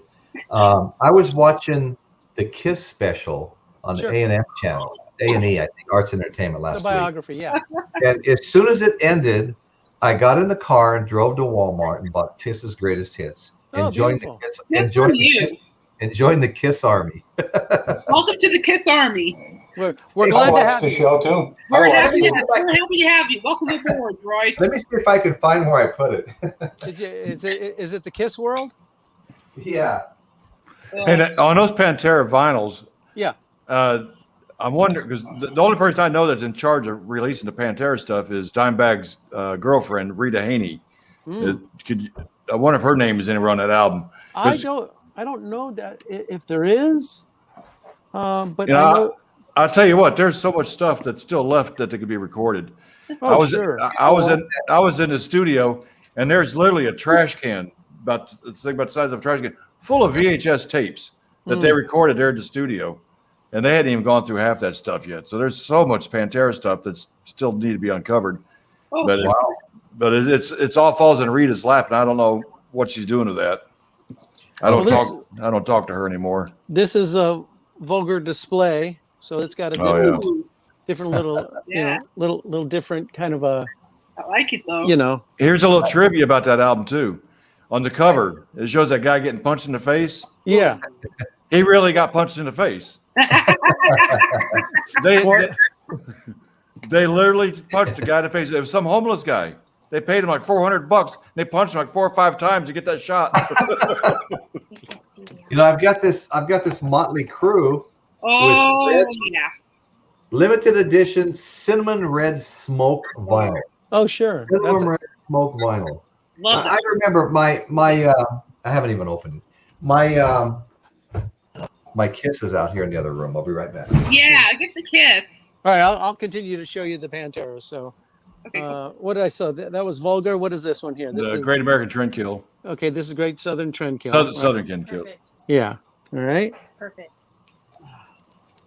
It's amazing that with the colors that are coming out, we're trying to outdo one another. We got Reinventing the Steel here, right? I like that one. Right. Okay. Yeah. I am now officially a member. Oh, it's so beautiful. This is the first Kiss album I've ever owned. Wow. Kiss is Roy, great. I'm so proud of you. I could just burst. Red with yellow splatter vinyl. Yeah, that's a beautiful looking pressing. There's a picture of the vinyl albums up there. Red with yellow splatter. And those are all, The best of Kiss. And this has great songs on it. I mean, Beth, that's the song my granddaughter sang with Eric Singer at a concert. They sang Sure. Beth. I hear you. And, I watched the special and didn't realize Paul Stanley lived near me years ago as a kid growing up in Queens, New York. mm-hmm. yeah. That was such a good special. And he was a huge soul music fan too. Oh, he loves soul music. Oh yeah. Well, he made that Soul Station album. Yeah, he did. He did great with it. In an interview, somebody said, "Well, what's up? Frontman for Kiss doing a soul album? What's that all about?" He goes, "Well, you have to remember 1967, 1968, before there was Kiss and a lot of these other bands." He goes, "That's all I listened to. I feel like it's in my DNA," and that's how I felt because that was all I was listening to at the time. What was it? The New York Dolls that inspired them, didn't it? The New York Dolls. New York Dolls. I think so. I know where you're going, Doc, but I think so. Yeah. Yeah. Well, Royce, if you don't have a slip mat, you can head over to Kiss My Wax, Kiss My Collectibles, and get a Kiss My Wax slip mat for that. Okay. No, I love that. Okay. I'm not just one for I myself. probably need that. Yeah. Yeah. Now, isn't there an album coming out by Ace or somebody? I remember a few months ago, everybody was having a really hard time ordering it from Target. And I remember I finally ordered it, but I forgot what I ordered. And it's supposed to come out first part of July, I believe. Was it What- Aces? What was the name of it, Dan? I have no idea. I know I got. It's supposed to be like a Target special. I think it's a blue disc, and I keep thinking Ace. No, I know I got Ace record for Christmas, and the vinyl is like a comic Ace, cartoon Ace. I hate that when you order something and you forget what you ordered. Well, that was a single. That's I think that's a single from the album. Gotcha. I think that was a Record Store Day single. The video would look like a comic book kind of a thing. Yeah. Yeah. Yeah. I haven't opened it yet because it's too gorgeous. But Dan, did you get the record yet, or not yet? That's what I was thinking. Here it is, 1st of July, and I could remember. I remembered it was like the first part of July. It's supposed to be shipped out, but I ordered like 3 months ago. Because it won't be released. Or was that Mark Slaughter? There was no. I think it was somebody from Kiss. Because I remember everybody was talking how every time they went to buy it off Target, off the website, they'd be sold out. yeah? Right. And then I said, well, let me try it. Like, oh, I got it. I can't remember what the album was, though. Yeah, I don't think it's a new Ace Frehley record because the pre-sales of any of that kind of stuff haven't gone on sale yet. Huh. But I know that I heard that he was recording some new songs, and now he's getting ready to go out on tour with Alice Cooper this summer. So sorry. Oh, is he? Ace Frehley and Alice Cooper, huh? yeah, that'll be a great combination. Oh, wow. Sure, yeah. Well, I think it's find time to get knee surgery. Alice Cooper has some great guitar players already, but that's interesting just because of the names, like. Oh, sure. I mean, I've seen Ryan Roxy play, like a half a dozen times with the Sure. Sunset Winos, and that guy is so fluid. I mean, He's awesome. yeah, he really is an awesome guitar player. Well, look at Nita Strauss that's in the band now. I like her too. She's an incredible shredder. She's a really good guitar player, and I think she just released a solo album during pandemic, slash COVID or whatever you want to call it. I think she released an instrumental solo album at that time. I heard a couple tracks of it, and it was really good. I'd love to get it. Well, watching that Kiss special, Paul and Gene Simmons were so tight. Unless that band could have broke up very easily if it wasn't for those two. They stayed together all those years. No, Ace and who was the other one? Chris Cross or something? I mean, Peter Criss. That's right. Yeah. Ross. I mean, those Chris Look, Royce, Cross, if you're joining the Kiss Army, you got to know the guys' names. Right. Okay? Well, I mean, some of these guys have come and gone a few times, It's obvious that Royce will not be in the front line. Yeah, right. Yeah. No, you'll be the caboose with that one. No, I'll be in the back row singing Purple Haze or something.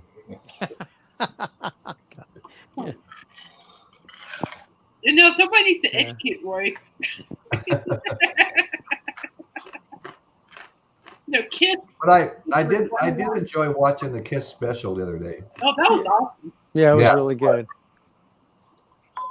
It was, and I remember it was like, if I remember right, they were kind of failing as a band financially, although they were having a lot of good live audiences, and they wound up making that live album, and if I'm not mistaken, it sounded like their manager borrowed money from some kind of seedy sources, maybe gangsters or something, to kind of keep it going as long as he could, and then that album. Well, that was the record label that did that. Was it the record label? Yeah, the manager ended up keeping the band alive using his credit card. Right. So yeah. But I'd never even heard of Kiss until 1975 when I was stationed overseas. Somebody had the Kiss Alive album, and I said, "What is this? These guys with makeup? What is this?" And I loved it. And I go, "Wait, these guys made albums before that? What 3 albums before that? I guess." Yeah. So yeah. At least their music was more versatile than the Ramones, because Royce and I talked one time. The Ramones were too repetitious. Everything sounded the same. Oh yeah, Right. 1, 2, 3. I never ever got into the Ramones or the Sex Pistols or some of these other bands, and because they were such a big thing on this other show I used to watch, I started, going to YouTube and, pulling up some songs, some videos and stuff and watching them. And I had a hard time even getting through one. I still just don't like them, It's just me, Yeah. Well, a lot of this music's over my head today. I don't know one from another with these metal bands. No, I used to be into metal, but I had a limit of how deep into metal I liked. Yeah, when they get to the point where they're just growling and I don't know what they're saying, like, come on, guys, you're just making noise up there. But there's other bands that were considered metal that I really liked, because they have harmony and they had a singer. But like Pantera, they started off. Phil had a great voice to start off, but as they got years into it, he started getting into that growling. And I didn't care for that. no. Nothing too is these metal bands. If you ever notice the like their name, I don't know, say Megadeth, but they use this font. They use this font where it's supposed to look all wicked. I don't even know what it says. I can't even read some of their logos. Yeah. It's like I don't get it. I always liked Pantera. I always liked them. Well, for me, I like the classic metal stuff, but I'm still like a metal music intern album reviewer, and so there's certain metal that I can't take, but there's some stuff where I'm like, oh my goodness, just too much. Yeah, they actually specialize. Like, I'm like that just really just screaming it out. And I'm like Steven Tyler on 50. I'm like, good Lord. Yeah, they actually have a technique to do it in their throat, and I go, no, I can't. Oh, I don't. I just don't care for it. yeah, it's like Right. I have more respect for that, but it's just I can't listen to too much of it. Yeah, Pantera is almost my limit as far as how heavy I went into it. But a lot of bands that sprung off of them, just got deeper, not too deep. To another level, yeah. Well, I had a taste of doo-wop growing up, so that's still with me. No. Well, I mean, here I hung out with Pantera, but I still like bands like the Carpenters. Yeah. Some of these people never heard of the Carpenters. That get in that stuff. Richard and Karen. So I got a wide taste of music I like. But some of these people, they get so narrow. They're so narrow into what they like. I like Dion and the Belmonts. That Corner Harmony stuff where they sang in the subway stations. Yeah. I'm very open-minded with music. It's just I like learning about bands and music, but there's always a particular genre that I'm always sticking to no matter what. Right. Because I'm familiar with it, because I love it. It's Exactly. It speaks to you in a way. It's just like Right. it's almost like it's almost like another friend you have right next to you. Right. Well, I'm to the point now. I don't really listen to the new stuff at all. I keep going back to the old stuff, and I like listening to actually doing research on the history of a lot of this stuff. Like Boston. Man, nobody knows the history of Boston so much. I mean, there's such a history behind stuff behind the scenes that nobody ever saw. I mean, things like there was such a big gap between their second album and their third album. Everybody go, what is taking so long? Why are they taking? Well, the reason why, the band almost went down the tubes, and nobody knew about it. They kept saying there was legal issues, but basically, Tom Schultz. Let me tell you a little story about that. Tom Schultz was the brain of the band. When he got signed, when he got the band Boston signed, there was no band. It was all Tom. So once he got signed, he had to go find the band. So he went and got the musicians, and they practiced, and their goal was to sound exactly like what Tom made on the album, which they did. They duplicated it perfectly. Well, they go on tour, for like 2 years. They did the first album, came out with the second album, kept touring. So for like 2.5 years, they were on tour. Well, Tom got so burned out. I mean, they're performing almost every night. So Tom, he tells the rest of the band members, look, dudes, I am burned out. He goes, let's take like a year off or so. He goes, in fact, I'm not even sure if I want to stay in the music anymore. I'm just so burned out on this. He goes, you guys go do whatever you want to do. In the meantime, you'll hear from me later. Well, Barry Goudreau, the second lead guitar player on Boston, said, well, I want to do a solo album. So he starts putting together a solo album, but he needed a drummer. So he took the drummer from Boston, moved him over. Well, he needs a singer, so he took the lead singer from Boston, brought him over. So now you got three out of the 5 members. They're part of Boston, and his first album sounds a whole lot like Boston. I wonder why. I wonder why. Yeah. So when the record company Epic Records started promoting Barry's album, suddenly Tom Schultz go, wait a minute, people are getting confused thinking that's Boston. It's not Boston. And he told Epic Records, look, you need to stop promoting that album, shut it down, or you're not going to get a third Boston album. So Epic did it. They shut it down. So getting Barry's albums is kind of a rare thing now. But so plus he kicked Barry out of the band because of it. He kicked him out, even though he gave him carte blanche, do what you want, you know. Wow. But he kicked Barry out of the band, and eventually the drummer got kicked out after the third album. So Boston just started evolving. But I've got the album that Barry Goudreau had put out. You know, it's kind of actually it's a promo album, but because of one album, you know, and Tom is such a perfectionist with that band. You do what Tom says, or you're history. I mean, that's just the way it is. You know, he's an MIT graduate, got a degree in music, but funny he didn't know how to play the guitar though. Barry Goudreau taught him how to play the guitar. You know, so just I love learning about the history of the band, what happened behind the scenes. You know. Yeah, that's interesting. Yeah.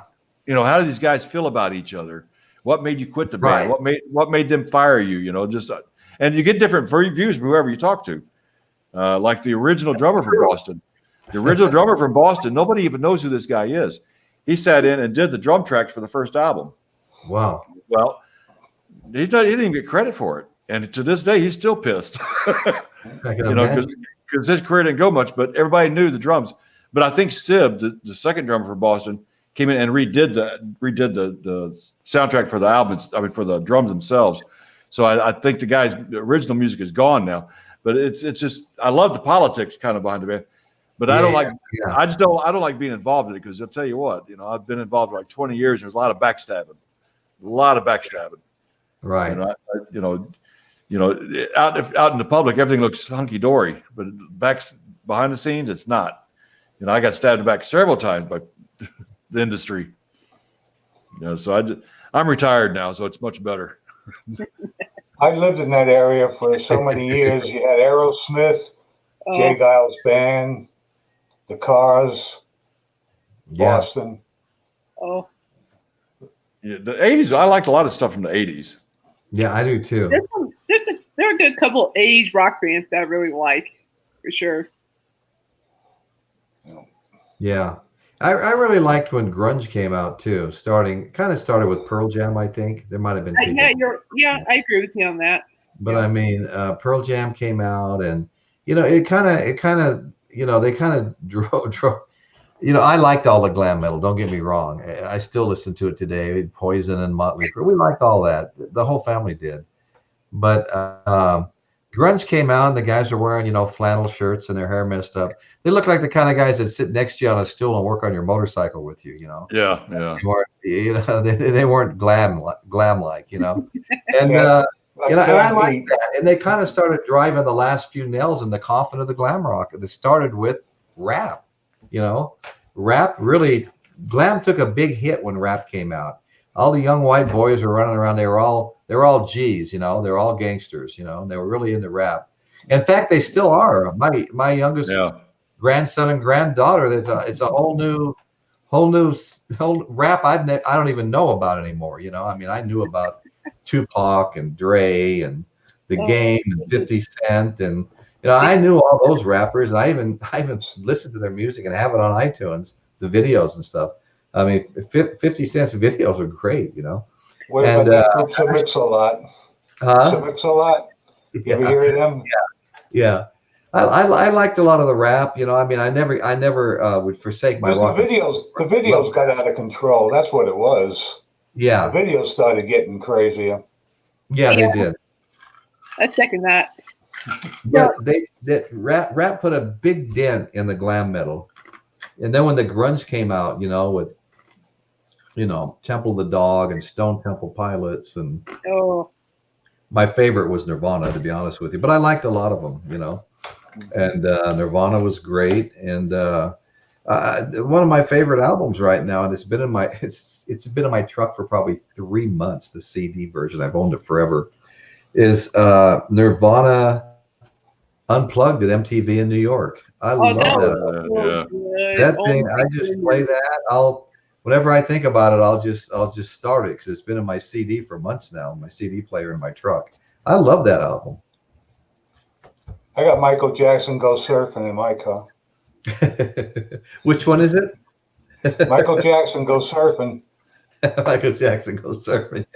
Oh, no, what? Speak of MTV Unplugged, Royce, my favorite MTV Unplugged was Bryan Adams. Okay. I remember that. My favorite song, I think, of Bryan Adams, wasn't it that Robin Hood song from the movie? Well, everything I do. Where he played that big orange Gretsch guitar, and it had just the coolest tone, Summer of '69. Yeah. Well, Betty and I saw Bryan Adams at there's a winery that built a big theater, a big amphitheater, and they have great, Jackson Browne comes a couple of times a year, and all these bands come through that are great. We saw Bryan Adams there, and it was a really good show. Before the it was. Oh, sorry. No, it's okay. It's okay. I'm sorry. I'm tired too. I was just saying. I know. I can read on your face like I'm tired too. It's been a busy day for me as well. I was just saying that Bryan Adams, before COVID reached the U.S., Bryan Adams was set to open for Bon Jovi in 2020. Oh, okay.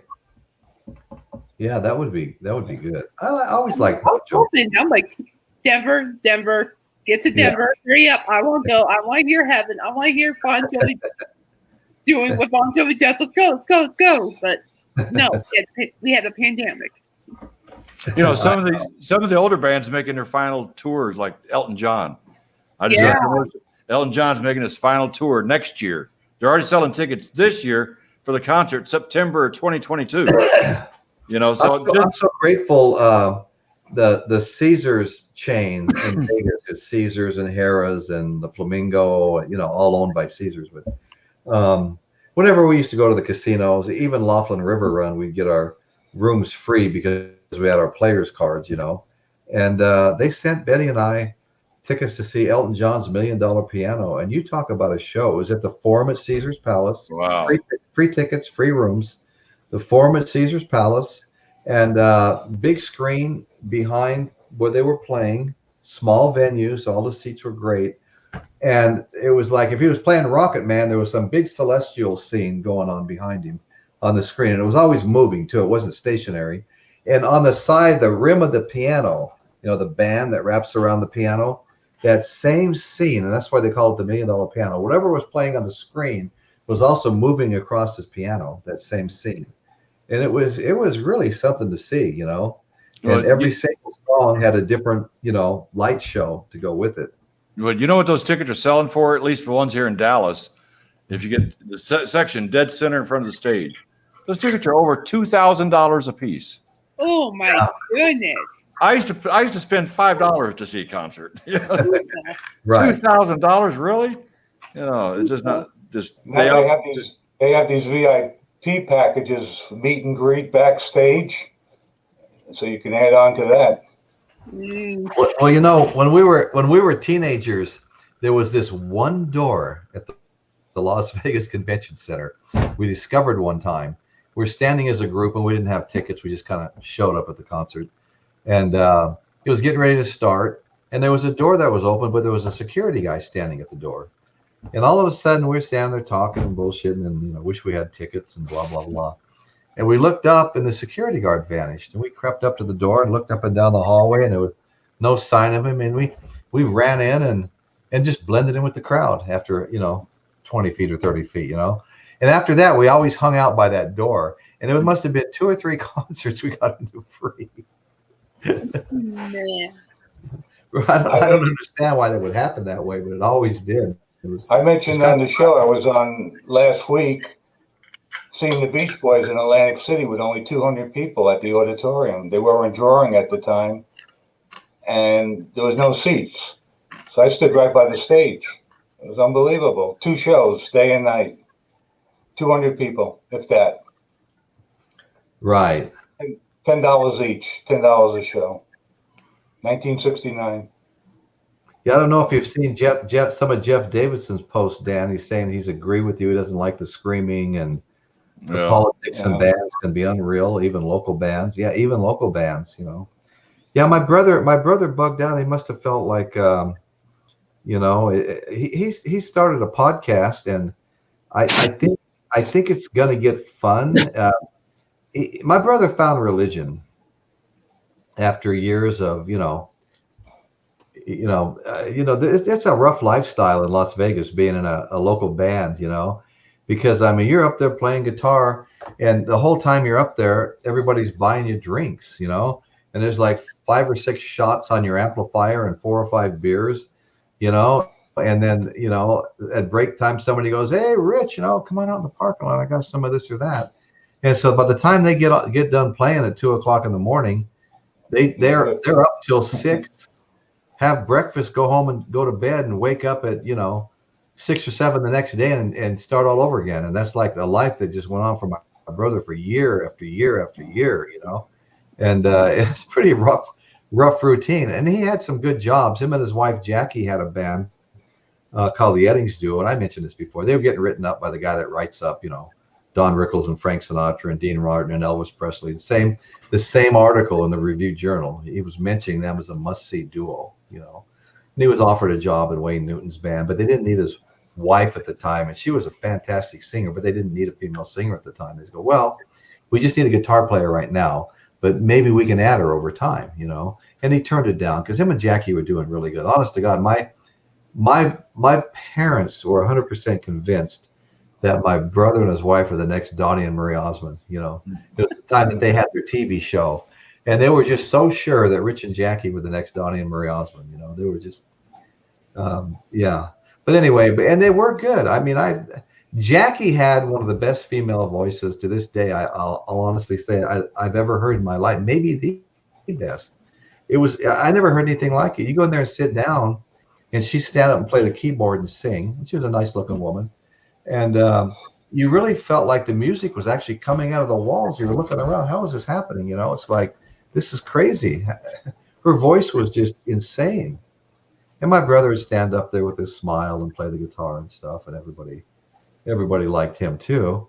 And he was in and out of a lot of bands. And what's funny is a lot of the bands he was in I'm 3 years older than him, were with guys that were my age that were musicians, that I knew from school and grew up with. He was always in bands with them and stuff too.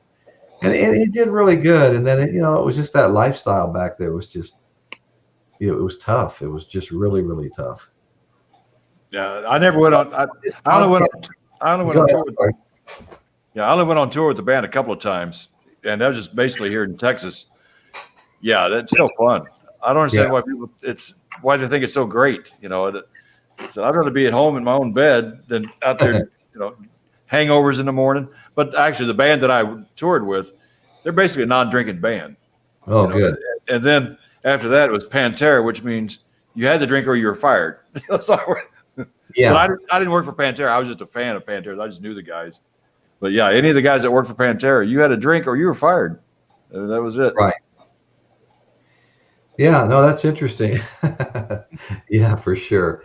But I would go back to Henderson, Nevada, and if I wanted to find all my old friends, all I had to do was, where's my younger brother playing? Because they'd all be there at whatever club or bar. They'd all be there drinking and be, "Hey, Royce, let's do this, let's do that." I'm like, oh man, what happened to you? You used to do all these things, and it's like, I lost my taste buds years ago. Huh? I lost my taste buds years ago. Right. I've had a beer. Anyway, my younger brother started a podcast, and it's kind of religious based, called Floyd Moses. I shouldn't say kind of, very. He'll play a couple of guitar songs. He's writing some Christian music right now, and that he wants to put an album out. He's just a fantastic guitar player. He'll grab his Epiphone acoustic and he'll play a song, and when you hear him playing, you'll know how good of a guitar player he is, just playing his acoustic guitar. Most of the time he played lead, with a Fender Stratocaster, or he had the most beautiful Gibson Les Paul custom with the gold hardware from about 72 or something. And he was playing at a bar in Boulder City, and and something came up. It was time to leave, and he asked the bartender. He goes, "Hey, listen, I don't want to load up all the equipment tonight. Can I put would my guitar be safe behind your bar?" The guy goes, "Well, of course."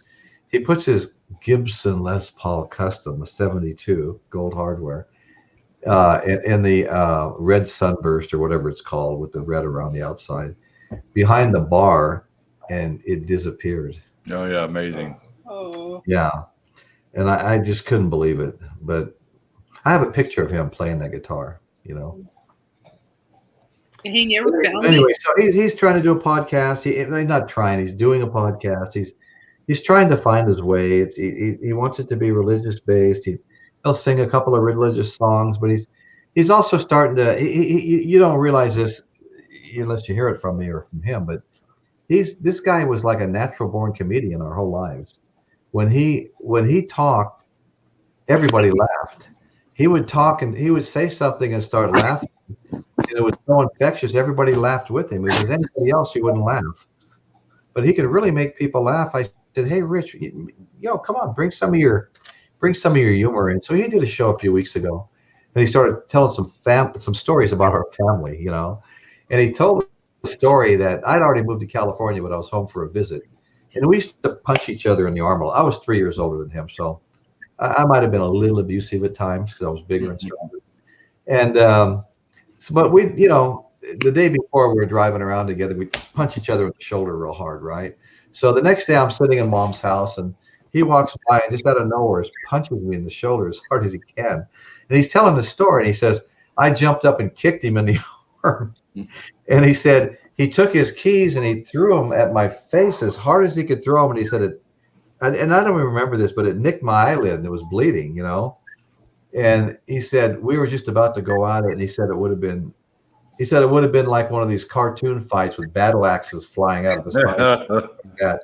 And he said it would have ended up with somebody on top of the other one, and the other one saying, "Okay, okay." And he said it probably would have been Royce on top of me because Royce was a street fighter. He kept saying that I was a street fighter and I got in a lot of street fights and stuff like that, which me and my friends did. My friends were troublemakers. I wasn't really a troublemaker, but they would get us in that stuff wherever we went. But so anyway, he's telling these stories, and it was actually a lot of fun to listen to, and it was funny. And another story, my sister had been to going to college in Hawaii where her real dad lived, and she brought back this little glass anteater as a gift for my mother. and it was sitting in the other room on a shelf, and my brother started, cutting up and making fun of my older sister or something like that. And so my mom took off her shoe with the big wedge heel, and she whapped. He said he threw it at him as hard as she could. And he moved out of the way, and it busted that glass anteater. And Donna was just crying her eyes out, and her and my mom spent hours with the glue. And he made the joke. It looked like a something with a couple of pieces gone. That song, I think it was Leroy Brown or something. Gets up and a couple of pieces are gone. Fighting some guy with a knife. But he told these stories, and I laughed. I had to watch these two stories about 3 times. Yeah, so I'm looking forward to him kind of getting in a rhythm and bringing some of that great humor he has into the show. I keep trying to encourage him to do that, but he's got his own ideas, and we'll see what happens. Well, I want to thank you for the invite. I'm going to cut out. Okay, yeah, we have an opportunity here to end a little early tonight. Yeah. Thanks for having me on. I want to Hello thank to the chatters. Bye, Bob. Yeah. Bye, everybody. Take care, Linda, and Jeff, and Kate, you're right here, but let's see who's left in the chat. You got Linda, Jeff, Down Boys, who's Jason Herndon, our buddy from Kiss My Wax and stuff. Take care now. He has a bad connection, so he didn't come on. Marty Eddings, I sent him a link. I sent Marty, he's a long lost cousin. I haven't actually met, but we became friends on Facebook. I sent Marty a link. I talked to my long lost cousin, Julia. Bye, Julia. Yeah. Well, yeah. Mommy. Adam. I think Adam left her. Huh? I was gonna say I wish Julia would come on, but I think she's too camera shy or something. Maybe. Well, we'll keep trying to get her on. That'd be fun. No, she's awesome. I think it's fun just to have the people that are part of the show come on the show. Yeah, this is fun. I think that's more fun than anything, really. You know. Been the most social I've been for a while. So. Yeah. All right, everybody. Good night. All right. See you next week. Thank you very much. Had a good time. Bye. Okay. Bye. Bye.